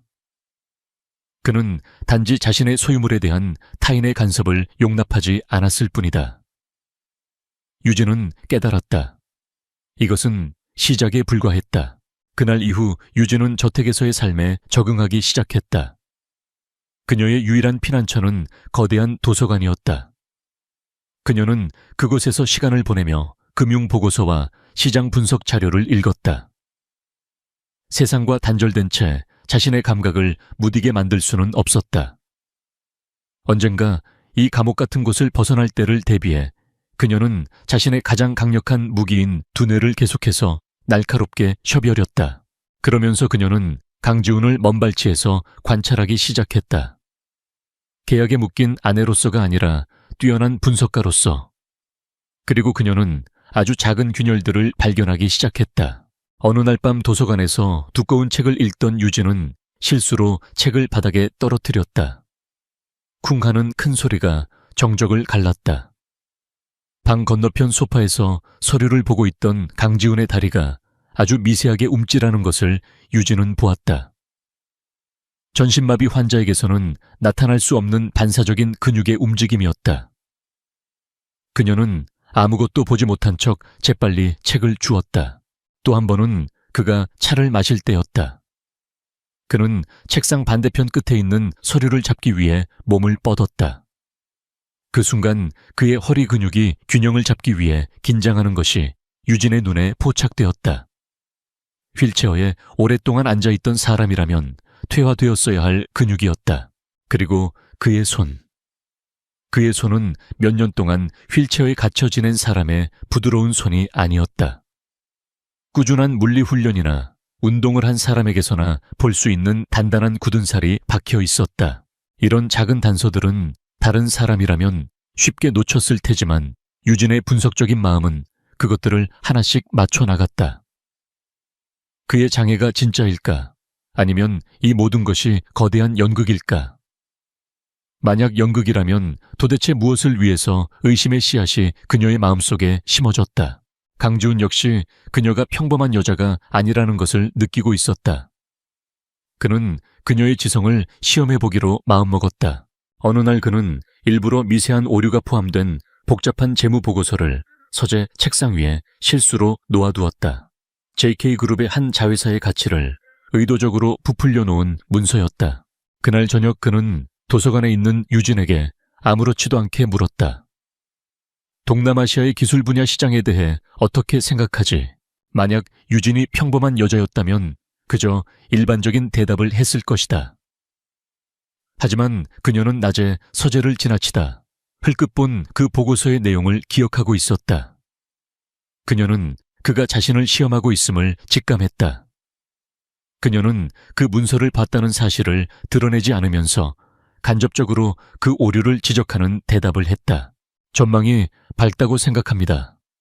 하지만 일부 기업들, 예를 들어 그 보고서에 언급된 자회사 X가 투자한 것과 같은 곳들은 거품이 끼어 있을 가능성이 있습니다. 신중한 위험 평가가 선행되어야 할 시점이라고 봅니다. 그녀의 대답은 강지훈에게 3가지 사실을 알려주었다. 첫째, 그녀는 복잡한 기업 데이터를 읽고 이해할 만큼 똑똑하다. 둘째, 그녀는 그 보고서를 볼 만큼 관찰력이 뛰어나다. 셋째, 그녀는 그를 직접적으로 추궁하지 않을 만큼 신중하다. 강지훈의 차가운 눈에 처음으로 다른 빛이 스쳐 지나갔다. 감탄인지 계산인지 알 수 없는 빛이었다. 그는 그녀의 잠재력을 정확히 꿰뚫어 본 자신의 판단이 틀리지 않았음을 확인했다. 그날 밤 도서관에는 두 사람만이 남아 있었다. 무거운 침묵이 흘렀다. 마침내 강지훈이 입을 열었다. 한유진 씨, 당신은 내가 생각했던 것보다 훨씬 더 관찰력이 뛰어나군. 그의 말은 칭찬인 동시에 경고였다. 그는 그녀가 자신의 가면 뒤를 보기 시작했다는 것을 알고 있었다. 이제 두 사람 사이의 게임은 훨씬 더 복잡해졌다. 유진은 그의 진짜 의도가 무엇인지, 그리고 자신이 알던 그 소녀는 정말 영원히 사라진 것인지, 아니면 이 차갑고 계산적인 남자, 안아주 깊은 곳에 숨어 있는 것인지 궁금해졌다. 그녀는 이제 더 이상 단순한 계약의 희생자가 아니었다. 그녀는 이 거대한 체스판의 플레이어가 되어 있었다. 김태수 회장은 한유진의 평정심에 심기가 불편했다. 그는 그녀가 그저 돈에 눈이 먼 세상 물정 모르는 어린아이라고 생각했지만 첫 식사 자리에서 보여준 그녀의 당당함은 그의 예상을 빗나갔다.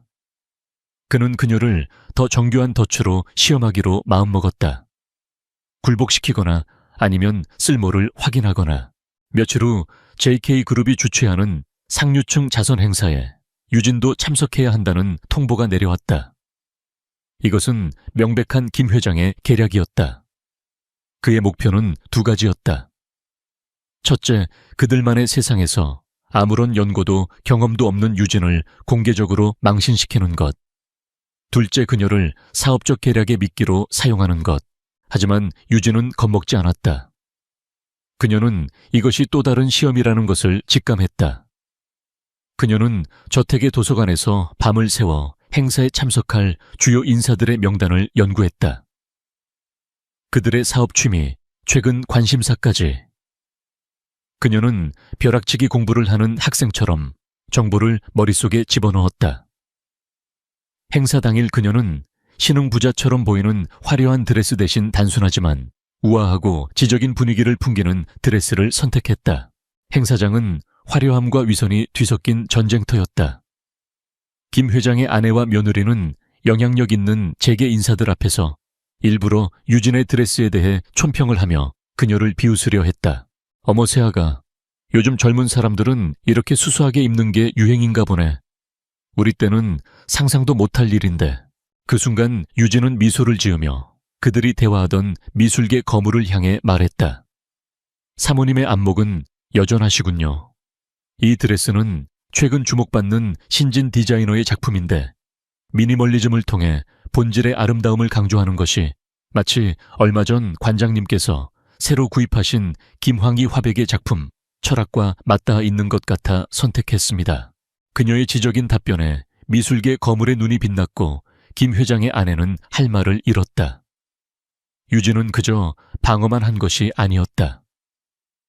그녀는 상황을 역전시켜 자신의 가치를 증명했다. 그녀는 밤새 연구한 지식을 바탕으로 여러 인사들과 자연스럽게 대화를 나누었고 사람들은 강지훈의 젊은 아내가 단순한 꽃병이 아니라는 사실에 놀라기 시작했다. 휠체어에 앉은 강지훈은 이 모든 것을 말없이 지켜보고 있었다. 그는 상어떼가 우글거리는 바다를 우아하게 헤엄치는 그녀의 모습을 흥미롭게 바라봤다. 그녀의 전략적인 사고방식이 실전에서 어떻게 발휘되는지를 직접 목격한 것이다. 그의 차가운 눈빛 깊은 곳에서 누구도 눈치채지 못한 희미한 만족감이 피어올랐다. 계획이 실패하자 김 회장은 초조해졌다. 그는 회사 내에서 자신의 입지를 굳히기 위한 계획을 서두르기 시작했고 바로 그 조급함이 유진에게 기회를 만들어 주었다. 어느 날 오후 강지훈은 유진에게 자신의 서재에서 특정 파일을 가져다 달라고 부탁했다. 표면적으로는 그럴듯한 이유가 있었지만 유진은 이것 또한 시험의 연장선임을 알았다. 그의 개인적인 공간에 들어가는 것은 집안 곳곳에 깔려 있을 김 회장의 눈과 귀에 자신을 노출시키는 위험한 행동이었다. 그녀는 심호흡을 하고 서재로 들어갔다. 지훈이 말한 파일을 찾던 중 그녀의 눈에 책상 위에 놓인 고성능 노트북이 들어왔다. 마침 급한 전화로 잠시 자리를 비운 조 비서가 잠금 화면으로 전환하는 것을 잊은 모양이었다. 화면에는 복잡한 스프레드시트의 일부가 떠 있었다. 유진의 분석가적 본능이 발동했다. 그녀는 순식간에 화면의 숫자들을 훑었다. 비자금 계좌, 유령회사, 부풀려진 청구서에 사용되는 익숙한 코드들. 전형적인 기업 횡령의 흔적이었다. 그리고 자금 흐름의 종착지는 다름 아닌 김태수 회장이 비밀리에 소유한 것으로 의심되는 회사들이었다. 이것은 영이 나는 총구 바로 스모킹 건이었다. 훔쳐보는 것은 위험한 일이라는 것을 알았지만 유혹은 너무나 강렬했다. 그녀는 조 비서가 돌아오기 전 몇 초의 짧은 시간 동안 핵심적인 숫자와 회사 이름들을 머릿속에 새겼다. 심장이 미친 듯이 뛰었지만 그녀는 태연한 척 지훈이 말한 파일을 들고 서재를 나섰다. 이제 그녀는 너무나 위험한 정보를 손에 쥐게 되었다. 그날 밤 유진은 잠을 이룰 수 없었다. 머릿속은 김 회장의 비자금 문제와 강지훈의 정체에 대한 의문으로 뒤엉켜 있었다. 두 개의 거대한 미스터리가 그녀의 눈앞에서 교차하고 있었다. 결국 그녀는 침대에서 일어나 저택의 실내 정원으로 향했다. 신선한 밤 공기를 마시면 복잡한 머릿속이 정리될 것 같았다. 그때 정원과 연결된 개인 헬스장에서 희미한 소리가 들려왔다. 강지훈의 사고 이후로는 아무도 사용하지 않는다고 알려진 곳이었다. 호기심에 이끌린 그녀는 조심스럽게 문틈으로 안을 들여다보았다. 그리고 그 안의 광경에 숨을 삼켰다. 희미한 조명 아래 강지훈이 서 있었다. 그냥 서 있는 것이 아니었다. 그는 땀으로 흠뻑 젖은 채 고통스러운 표정으로 재활 훈련에 매진하고 있었다. 그의 움직임은 아직 부자연스러웠지만 그는 분명 하반신 마비 환자가 아니었다. 방구석에는 그의 휠체어가 마치 연극 소품처럼 조용히 놓여 있었다. 결정적인 증거였다. 그녀의 모든 의심이 가장 극적인 방식으로 확인되는 순간이었다. 장애를 가진 CEO라는 그의 페르소나는 모두 거짓이었다. 유진은 유령처럼 자신의 방으로 돌아왔다. 온 세상이 뒤집히는 것 같았다. 배신감 공포 혼란이 그녀를 덮쳤다. 그는 처음부터 그녀를 세상 모두를 속이고 있었다. 그들의 계약, 결혼 자체가 거대한 기만 위에 세워진 것이었다. 그가 꾸미는 이 위험한 연극의 목적은 무엇일까? 낮에 본 비자금 서류가 갑자기 훨씬 더 불길하게 느껴졌다. 그녀는 누구를 믿어야 하는가? 그는 그녀의 기억 속 다정한 소년인가? 아니면 자신을 포함한 모든 사람을 장기말로 사용하는 냉혹한 괴물인가? 하지만 혼란 속에서 퍼즐 조각들이 서서히 맞춰지기 시작했다. 의문의 사고 위장된 장애 삼촌의 횡령. 강지훈은 희생양이 아니었다. 그는 먹잇감을 잡기 위해 죽은 척 엎드려 있는 사냥꾼이었다. 유진은 어둠 속에서 홀로 앉아 자신이 쥔 위험한 진실을 곱씹었다. 이제 그녀는 선택을 해야 했다. 그에게 진실을 추궁할 것인가? 침묵을 지킬 것인가? 아니면 이 모든 것으로부터 도망칠 것인가? 그녀에게 다시 찾아오겠다고 약속했던 소년의 기억과 세상을 속인 남자의 이미지가 격렬하게 충돌했다. 한 가지는 분명했다. 그녀는 더 이상 수동적인 플레이어로 남을 수 없었다. 그녀는 행동해야만 했다. 한유진이 자신의 예상을 뛰어넘는 인물이라는 것을 깨달은 김태수 회장은 이제 그녀를 위협으로 간주하기 시작했다. 그가 생각했던 순진한 볼모가 아니었다. 그녀를 제거하거나 무력화시켜야만 했다. 그는 더 교활하고 악랄한 계략을 꾸몄다. 그는 유진이 경쟁사로부터 돈을 받고 정보를 빼돌리는 산업 스파이라는 거짓 증거를 조작하기 시작했다. 그녀의 방에 몰래 도청 장치를 설치하고 그녀가 경쟁사 고위직과 비밀리에 접촉한 것처럼 보이는 합성 사진을 만들었다. 그리고 조작된 자금 추적 기록을 통해 그녀가 거액의 돈을 받은 것처럼 꾸몄다. 며칠 후 김 회장은 이 증거들을 들고 강지훈을 찾아갔다. 그는 비통한 표정을 지으며 마치 가문의 안위를 걱정하는 충신처럼 연기했다. 지훈아, 내가 이런 말을 하게 되어 정말 마음이 아프다. 네가 들인 저 아이 한유진이 우리 뒤통수를 쳤다. 우리 회사의 기밀을 경쟁사에 팔아넘기고 있었어. 여기 그 증거들이다. 그는 서류들을 휠체어에 앉은 지훈의 무릎 위에 올려놓았다. 그의 목표는 지훈이 충격을 받고 유진과 즉시 이혼하게 만들어 그를 다시 외톨이로 고립시키는 것이었다. 하지만 김 회장이 모르는 사실이 있었다. 유진은 이미 그의 계획을 눈치채고 있었다. 며칠 전 총괄 집사가 청소를 핑계로 그녀의 방을 뒤지는 것을 목격했고 그 과정에서 교묘하게 숨겨진 도청 장치를 발견했다. 그녀는 그것을 제거하는 대신 역으로 이용하기로 마음먹었다. 그녀는 도청 장치를 향해 일부러 주식시장에 대한 거짓 정보를 흘리거나 친구와의 통화에서 JK그룹의 내부 사정에 대해 아는 것이 없는 순진한 사람처럼 연기했다. 그녀는 김 회장이 자신을 얕보고 있다는 사실을 최대한 활용했다. 그리고 지금 김 회장이 행동에 나섰다는 것을 직감한 유진은 더 이상 수동적으로 기다릴 수 없다는 것을 알았다. 이것은 체스 게임이었고 상대가 자신의 킹을 잡으러 온 이상 더는 폰 뒤에 숨어 있을 수 없었다. 그녀는 자신의 모든 패를 걸고 게임의 판도를 뒤집어야만 했다. 그녀가 가진 최고의 패는 진실이었다. 그날 밤 유진은 호출도 없이 강지훈의 서재로 향했다. 계약서에 서명했던 바로 그 방. 모든 것이 시작된 곳에서 모든 것을 끝내거나 혹은 새롭게 시작해야 했다. 지훈은 휠체어에 앉아 창밖의 어둠을 보고 있었다. 그의 얼굴에는 여전히 차가운 무관심의 가면이 씌어 있었다. 유진은 문을 닫고 그의 앞에 섰다. 그녀는 비난으로 시작하지 않았다. 냉정한 사실을 전달했다. 회장님께서 제가 산업 스파이라는 조작된 증거로 저를 쫓아내려 하시는군요. 지훈은 천천히 고개를 돌려 그녀를 바라보았다. 그의 눈빛은 여전히 읽을 수 없었다. 유진은 그의 침묵에 흔들리지 않고 말을 이었다. 그분은 제가 이용하기 쉬운 약점이라고 생각하시겠죠. 하지만 틀렸어요. 그분이 다른 많은 것들에 대해 틀렸던 것처럼 말입니다. 그녀는 그의 눈을 똑바로 응시했다.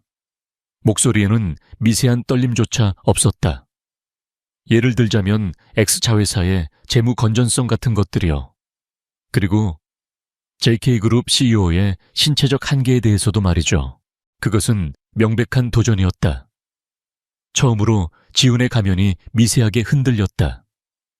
그의 눈에 놀라움, 경계심, 그리고 이내 위험한 빛이 스쳐 지나갔다. 그는 여전히 침묵을 지키며 그녀가 다음 말을 하도록 압박했다.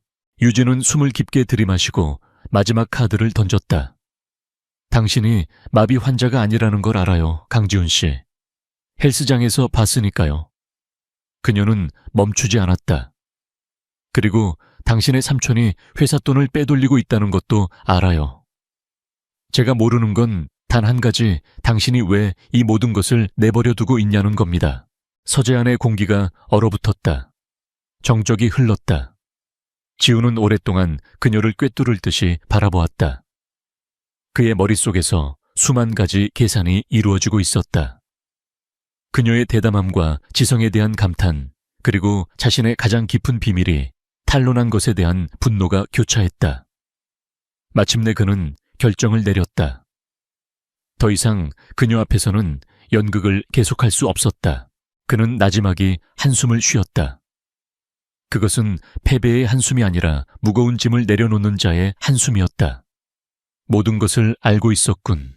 그는 모든 것을 털어놓았다. 몇 년 전의 사고는 사고가 아니었다. 그것은 회사 내부의 누군가가 저지른 명백한 살인 미수였다. 그 사고로 아버지는 혼수 상태에 빠졌고 자신은 겨우 목숨을 건졌다. 그는 살아남았지만 적이 여전히 가까운 곳에 아주 강력한 모습으로 숨어 있다는 것을 깨달았다. 그래서 그는 자신의 부상을 과장했다. 하반신 마비라는 극단적인 연극을 통해 적들이 자신을 얕보게 만들고 그들이 방심한 틈을 타 비밀리에 조사를 하고 힘을 되찾기 위해서였다. 그의 목표는 단순히 회사를 지키는 것이 아니라 아버지를 위한 정의를 실현하는 것이었다. 당신을 선택한 건 당신의 배경이 깨끗하고 절박한 상황이 당신을 통제하기 쉽게 만들 거라 생각했기 때문이야. 완벽한 위장막이었지. 그의 목소리에는 자조적인 기색이 섞여 있었다. 하지만 내가 당신을 과소평가했어. 처음부터 당신을 알아봤지만 이 전쟁에서 개인적인 감정은 사치라고 생각해서 외면했다. 이제 모든 진실이 드러났다. 두 사람 사이의 권력 균형은 완전히 달라졌다. 지우는 더 이상 그녀를 계약으로 묶인 아내로 보지 않았다. 그는 잠재적인 동반자를 보고 있었다. 김 회장은 자신의 가장 큰 위협이 휠체어에 앉은 내가 아니라 바로 당신이라는 걸 몰라. 당신의 분석력, 남들이 못 보는 것을 보는 능력. 당신은 그가 계산에 넣지 못한 유일한 변수야. 그는 유진에게 새로운 제안을 했다. 이건 더 이상 돈을 위한 계약 결혼이 아니야. 정의에 대한 문제지. 나에게는 꼭두각시가 아니라 파트너가 필요해. 나와 함께 일해줘, 한유진. 김 회장을 무너뜨리는 걸 도와줘. 그리고 이 모든 게 끝나면 약속했던 돈과 나의 영원한 감사를 담아 당신을 자유롭게 해주지. 그것은 중대한 순간이었다. 그는 그녀에게 출구를 제안하는 동시에 입구를 열어주고 있었다. 그의 위험한 세계로, 그의 싸움 속으로 들어올 수 있는 입구를. 유진은 눈앞의 남자를 보았다. 차가운 CEO, 뛰어난 전략가, 그리고 그 모든 것 아래에 숨겨진 외롭고 처절한 싸움을 벌이고 있는 그녀가 알던 소년의 모습이 겹쳐 보였다. 그녀의 결정은 더 이상 돈 때문이 아니었다. 그것은 짓밟힌 자존심과 정의에 대한 문제였고, 진짜 강지훈이라는 남자와 그녀 사이에 존재하는 희미한 연결고리 때문이었다. 받아들이겠어요. 그녀의 목소리는 단호했다. 하지만 돈 때문도 아니고 당신의 부하 직원으로서도 아니에요. 당신의 파트너로서. 유진이 손을 내밀었다. 지훈이 그 손을 잡았다. 그의 손아귀는 결코 무력하지 않은 남자의 강한 힘으로 가득 차 있었다. 그들의 악수는 새로운 동맹을 굳건히 했다. 편의를 위한 계약은 죽었다. 비밀과 위험 속에서 맺어진 파트너십이 탄생하는 순간이었다. 한유진과 강지훈의 동맹이 맺어진 후 저택의 차가운 서재는 더 이상 위압적인 공간이 아니었다. 그곳은 두 사람만의 비밀스러운 전쟁 지휘 본부가 되었다. 저택에 모두가 잠든 깊은 밤 두 사람은 그곳에서 세상을 뒤바꿀 계획을 세웠다. 휠체어라는 족쇄를 벗어던진 지훈은 물론 사람들 앞에서는 여전히 휠체어를 이용했다. 거대한 디지털 화이트보드 앞에 서서 김 회장의 인맥, 그의 자금줄, 그리고 그가 저지를 다음 행동 패턴을 그려나갔다. 그의 내부자 정보는 뼈대를 제공했다. 그 위에 한유진의 분석력이 살을 붙였다. 그녀는 자신이 외웠던 유령 회사들의 복잡한 관계망을 그려내고 재무제표의 약한 고리를 찾아냈으며 적들의 심리를 분석해 전략적인 함정을 설계했다. 김 회장은 탐욕스럽지만 동시에 극도로 신중한 인물이에요. 큰 이익이 보장되지 않으면 움직이지 않죠. 하지만 자신의 정보력에 대한 과신이 그의 가장 큰 약점이에요. 유진이 말했다. 그렇다면 우리가 그에게 확실한 정보를 미끼로 던져주는 건가? 지훈이 그녀의 의도를 파악하고 되물었다. 맞아요. 그가 보기에 당신이 들인 어리숙한 아내가 흘리는 정보라면 의심 없이 물 수밖에 없을 거예요. 그들의 대화는 자연스러워졌다. 냉혹한 CEO의 가면은 그녀 앞에서 녹아내렸고 목표에 집중하는 냉철한 전략가의 모습만이 남았다. 그들은 서로의 아이디어에 대해 토론하고 때로는 격렬하게 논쟁하며 그렇게 하나의 완벽한 계획을 만들어 나갔다. 지적인 교감 속에서 서로에 대한 존중과 신뢰가 깊어졌다. 반역의 첫 단계는 정보 교란이었다. 유진은 자신의 방에 있는 도청 장치를 역이용했다. 그녀는 친구와의 통화를 가장해 JK그룹이 곧 파산 직전의 바이오 회사에 대규모 투자를 단행할 것이라는 거짓 정보를 실수로 흘렸다. 어설픈 스파이의 서툰 정보 유출이라고 판단한 김 회장은 쾌재를 불렀다. 그는 자신의 비자금을 이용해 해당 바이오 회사의 주식을 대량으로 매입하기 시작했다. JK그룹의 공식 발표가 나면 주가가 폭등할 것이라고 확신하면서 두 번째 단계는 재정 압박이었다. 유진은 김 회장의 핵심 동맹 중 한 명이 비밀리에 지배하고 있는 부품 공급 업체를 찾아냈다. 지우는 대리인을 통해 더 저렴하고 품질 좋은 대체 공급 업체를 시장에 갑자기 등장시켜 그 회사를 극심한 재정난에 빠뜨렸다. 김 회장의 동맹은 필사적이 되었고 필사적인 사람은 실수를 저지르기 마련이었다. 마지막 단계는 내부 분열이었다. 지우는 충성스러운 조비서를 통해 김 회장 파벌의 각기 다른 인물들에게 마치 김 회장이 자신을 구하기 위해 그들을 배신할 준비를 하고 있다는 식의 진실과 거짓이 교묘하게 섞인 정보를 흘렸다. 적의 캠프 내부에서 의심과 불신이 싹트기 시작했다. 치열한 기업 전쟁 속에서도 두 사람의 개인적인 관계는 변화하고 있었다. 어느 늦은 밤 계속되는 작업에 지친 유진은 서류 더미 위에서 자신도 모르게 잠이 들었다. 지우는 잠든 그녀의 모습을 말없이 바라보았다. 지난 몇 년간 잊고 지냈던 따뜻하고 보호적인 감정이 그의 마음속에서 차올랐다. 그는 조심스럽게 자신의 재킷을 벗어 그녀의 어깨 위에 덮어주었다. 잠시 후 잠에서 깬 유진은 어깨 위의 재킷을 보고 놀랐다. 그녀가 고개를 들었을 때 지훈의 눈에서 평소와 다른 부드럽고 상처받기 쉬운 표정을 보았지만 그는 금세 평소의 가면을 다시 썼다. 또 어떤 날에는 잠시 휴식을 취하던 중 유진이 조용히 물었다. 혹시 어릴 때 느티나무 아래서 했던 약속 기억해요? 처음으로 지우는 피하지 않았다. 그는 씁쓸한 미소를 지으며 그 기억을 인정했다. 잊은 적 없어. 다만 오는 길을 잠시 잃어버렸을 뿐이야. 그 짧은 대화가 두 사람 사이에 놓여있던 수년간의 시간과 거짓말의 강을 메웠다. 전문가적인 파트너십은 부인할 수 없이 개인적이고 낭만적인 관계로 변해가고 있었다. 그들은 공유된 싸움이라는 시련 속에서 단련된 어른으로서 다시 서로에게 빠져들고 있었다. 그리고 마침내 그들이 설치한 덫이 효과를 발휘하기 시작했다. 유진이 흘렸던 바이오 회사가 대규모 임상시험에 실패했다는 뉴스가 터져나왔고 주가는 폭락했다. 김 회장은 막대한 비자금을 잃었지만 그 손실을 누구에게도 설명할 수 없었다. 또한 재정 압박에 시달리던 그의 동맹은 회사를 구하기 위해 불법적인 거래를 시도했고 그 모든 과정은 지훈의 팀에 의해 완벽하게 기록되었다.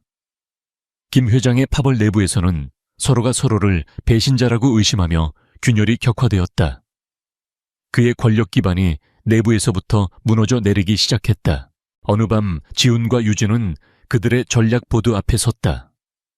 모든 말들이 그들이 계획한 대로 움직이고 있었다. 그들은 성공적으로 적을 혼란에 빠뜨렸다. 마지막 결전의 시간이 다가오고 있었다. 지훈이 유진을 향해 돌아섰다. 분위기는 승리에 대한 기대감과 동시에 마지막 전투를 앞둔 긴장감으로 가득했다. 그가 미끼를 물었어. 이제 마지막 한 수를 둘 때가 됐어. 그는 그녀를 바라보았다. 그의 시선은 단순한 전략적 파트너를 넘어선 깊은 의미를 담고 있었다. 준비됐어, 한유진. 그녀는 두려움과 환희가 뒤섞인 채 심장이 뛰는 것을 느끼며 그의 시선을 마주했다. 난 언제나 준비되어 있었어요. 그녀의 대답이 의미하는 바는 분명했다. 그녀는 마지막 전투를 맞이할 준비가 되어 있었고 또한 그와 함께할 미래가 무엇이든 받아들일 준비가 되어 있었다. 임무와 그들의 마음 사이의 경계선은 이제 완전히 허물어졌다. 착찬 로이 데일라 증가오짜오 고거주엔 chương 6 JK그룹의 연례 주주총회가 열리는 날, 공기는 보이지 않는 긴장감으로 팽팽했다. 수많은 언론사와 투자자, 그리고 그룹의 운명을 좌우할 주요 주주들이 모두 모여 있었다. 이곳은 단순한 회의장이 아니라 모든 것을 건 마지막 전쟁터였다. 거대하고 차가운 강당의 한쪽에는 김태수 회장과 그의 파벌이 자신만만한 표정으로 앉아 있었다. 그들은 자신들이 충분한 의결권을 확보했으며 이사회를 설득해 강지훈을 몰아낼 수 있다고 확신하고 있었다. 지훈의 건강 문제와 그가 꾸며낸 아내의 스캔들을 명분으로 내세울 참이었다. 잠시 후 강지훈과 한유진의 모습을 드러냈다. 지훈은 여전히 휠체어에 앉아 있었고 그의 얼굴은 감정을 읽을 수 없는 차가운 가면 같았다. 유진은 그의 곁에서 침착하고 우아한 자세를 유지하고 있었지만 그녀의 머릿속은 맹렬하게 회전하고 있었다. 두 사람은 짧지만 깊은 의미가 담긴 시선을 교환했다. 모든 것이 준비되었다는 무언의 확인이었다. 회의가 시작되고 몇 가지 형식적인 절차가 끝난 후 마침내 김 회장이 발언대에 섰다. 그는 위선적인 연설을 시작했다. 회사에 대한 자신의 사랑과 조카의 건강에 대한 염려, 그리고 강력하고 안정적인 리더십의 필요성에 대해 열변을 토했다. 그는 준비해온 자료들을 제시하며 유진이 회사를 위기에 빠뜨린 산업 스파이라고 주장했다. 지훈의 결혼이 중대한 판단착오였다고 몰아세웠다. 그의 편에 선 이사들이 지지의 목소리를 높였다. 분위기는 완전히 그에게 넘어간 듯 보였다. 회의장 곳곳에서 투자자들의 श군거림과 걱정스러운 표정들이 터져 나왔다. 마침내 이사회 의장이 강지훈에게 답변을 요청했다. 모든 시선이 휠체어에 앉은 남자에게로 향했다. 그는 마치 패배하고 궁지에 몰린 것처럼 보였다. 김 회장은 승리를 예감하며 회심의 미소를 지었다. 지훈은 한동안 침묵을 지키며 긴장감을 최고조로 끌어올렸다. 그리고 마침내 마이크를 통해 낮지만 선명한 목소리가 강당 전체에 울려 퍼졌다. 삼촌저의 아니와 회사의 미래에 대한 깊은 염려 감사합니다. 그는 말을 이었다. 한 가지는 맞습니다. 이 회사는 오랫동안 암세포로 고통받아 왔습니다. 탐욕과 부패, 그리고 배신이라는 이름의 암세포 말입니다. 그는 잠시 말을 멈추고 김 회장을 똑바로 응시했다. 그리고 오늘 우리는 그 암세포를 도려내는 수술을 할 것입니다. 그 말이 끝나는 순간 강지훈은 불가능한 일을 해냈다. 그는 휠체어의 팔걸이를 양손으로 짚고 통제되고 강력한 움직임으로 자리에서 일어섰다. 하여억. 강당 전체에서 집단적인 경악의 숨소리가 터져 나왔다. 기자들의 카메라 플래시가 쉴 새 없이 터졌다. 김 회장의 얼굴은 충격과 불신으로 새하얗게 질렸다. 그의 의기양양하던 미소는 산산조각이 났다. 이제 당당히 두 발로 선 지훈은 유진을 향해 손짓했다. 이제 제 파트너가 저희의 내부 감사 결과를 발표하겠습니다. 그는 파트너라는 단어에 힘을 주었다. 유진이 연단으로 걸어나갔다. 그녀는 더 이상 CEO의 어리고 순진한 아내가 아니었다. 그녀는 회의장을 압도하는 당당한 존재감을 뿜어냈다.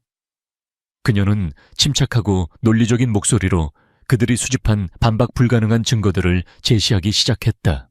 강당의 대형 스크린이 켜졌다.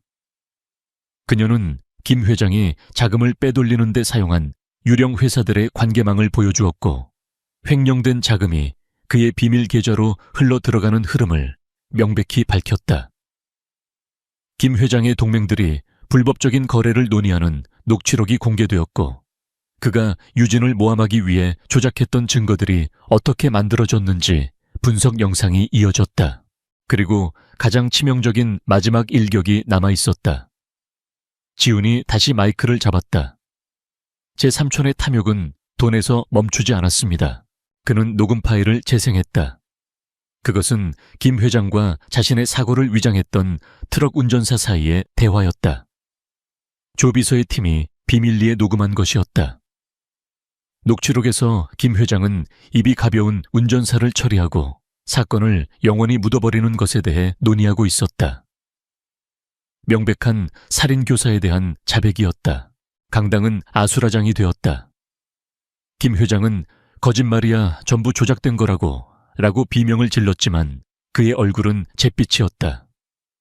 증거에 의해 공범으로 지목된 그의 동맹들은 필사적으로 그의 절박한 시선을 피하며 고개를 숙였다. 바로 그 순간 강당의 문이 활짝 열렸다. 지훈의 법무팀으로부터 미리 연락을 받은 검찰 수사관들이 들이닥쳤다. 그들은 망연자실한 김 회장에게로 직진했다. 김태수 씨 당신을 횡령 주가 조작 그리고 살인교사 혐의로 긴급 체포합니다. 전국으로 생중계되는 카메라 앞에서 김 회장과 그의 핵심 공범들의 손에 차가운 수갑이 채워졌다. 탐욕과 거짓으로 쌓아 올린 제국은 가장 화려하고 공개적인 방식으로 처참하게 무너져 내렸다. 회의장은 소란으로 가득했지만 그 혼돈의 중심에서 지훈과 유진은 나란히 서 있었다. 지훈은 충격에 빠진 주주들과 언론을 향해 회사의 지배구조를 전면 개혁하고 투명하고 정직한 경영의 새 시대를 열겠다고 선언했다. 그의 목소리는 오랫동안 숨겨왔던 강력한 권위로 가득 차 있었다. 연설을 마친 그는 유진을 바라보았다. 그의 눈에는 감사와 존경, 그리고 더 이상 숨길 수 없는 깊은 사랑이 담겨 있었다. 그는 모든 사람 앞에서 그녀의 손을 잡았다. 그것은 계약에 의한 제스처가 아니라 세상에 대한 공개적인 선언이었다. 그들이 만들어낸 폭풍이 마침내 잦아들고 정화된 풍경만이 남은 그곳에 두 사람은 굳건히 서 있었다. 정의와 새로운 시작의 상징처럼. 결정적인 전투는 승리로 끝났다. 주주총회에 폭풍이 지나가고 몇 주가 흘렀다. 세상은 새로운 이야기에 열광하다가 이내 잠잠해졌다. 초반의 충격으로 잠시 흔들렸던 JK그룹의 주가는 강지훈의 강력하고 윤리적인 리더십에 대한 새로운 신뢰를 바탕으로 안정세를 되찾고 꾸준히 상승하기 시작했다. 회사와 저택의 분위기는 완전히 달라졌다. 김 회장이 심어놓았던 두려움과 의심의 그림자는 거치고 그 자리에는 조심스러운 낙관과 활기가 넘쳤다. 김 회장에게 충성하던 집사와 직원들은 모두 교체되었다.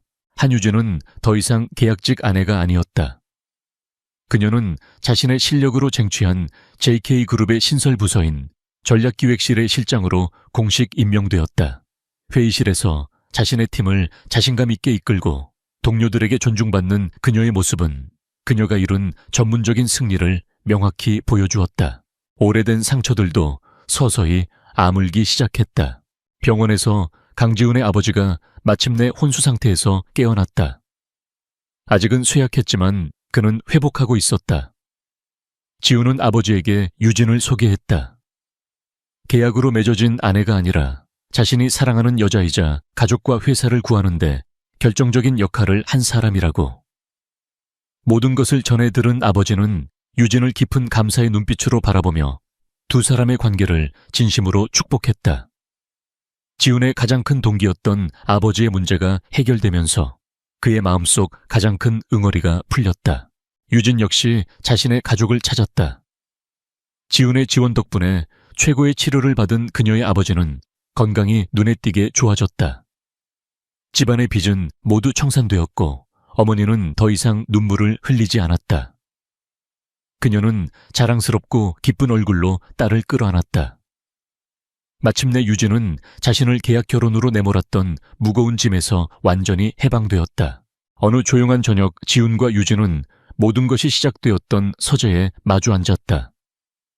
지훈이 서랍에서 낡은 혼인 계약서를 꺼냈다. 한때 그들의 관계를 규정했던 그 문서는 이제 다른 생애의 유물처럼 보였다. 이 계약은 이제 무효야. 지훈이 말했다.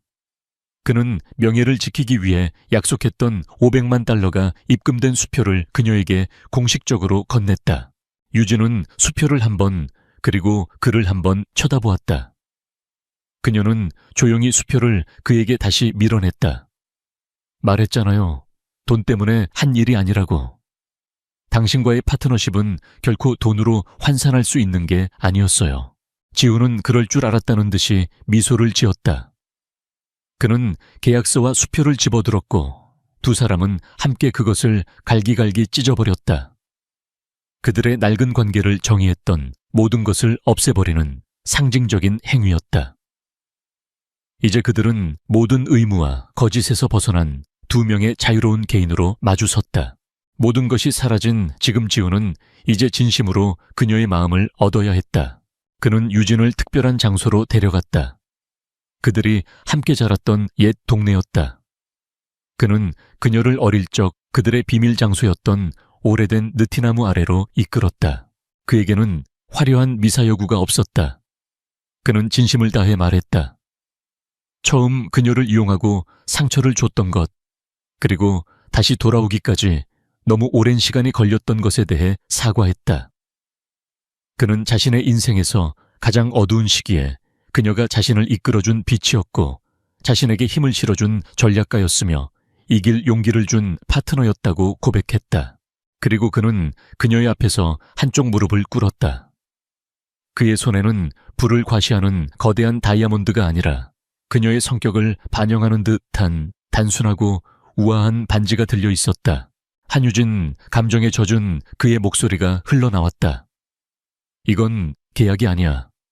조건도 기간도 없어. 내 평생의 파트너가, 내 아내가 내 가장 친한 친구가 되어주지 않겠어. 이번에는 진짜로.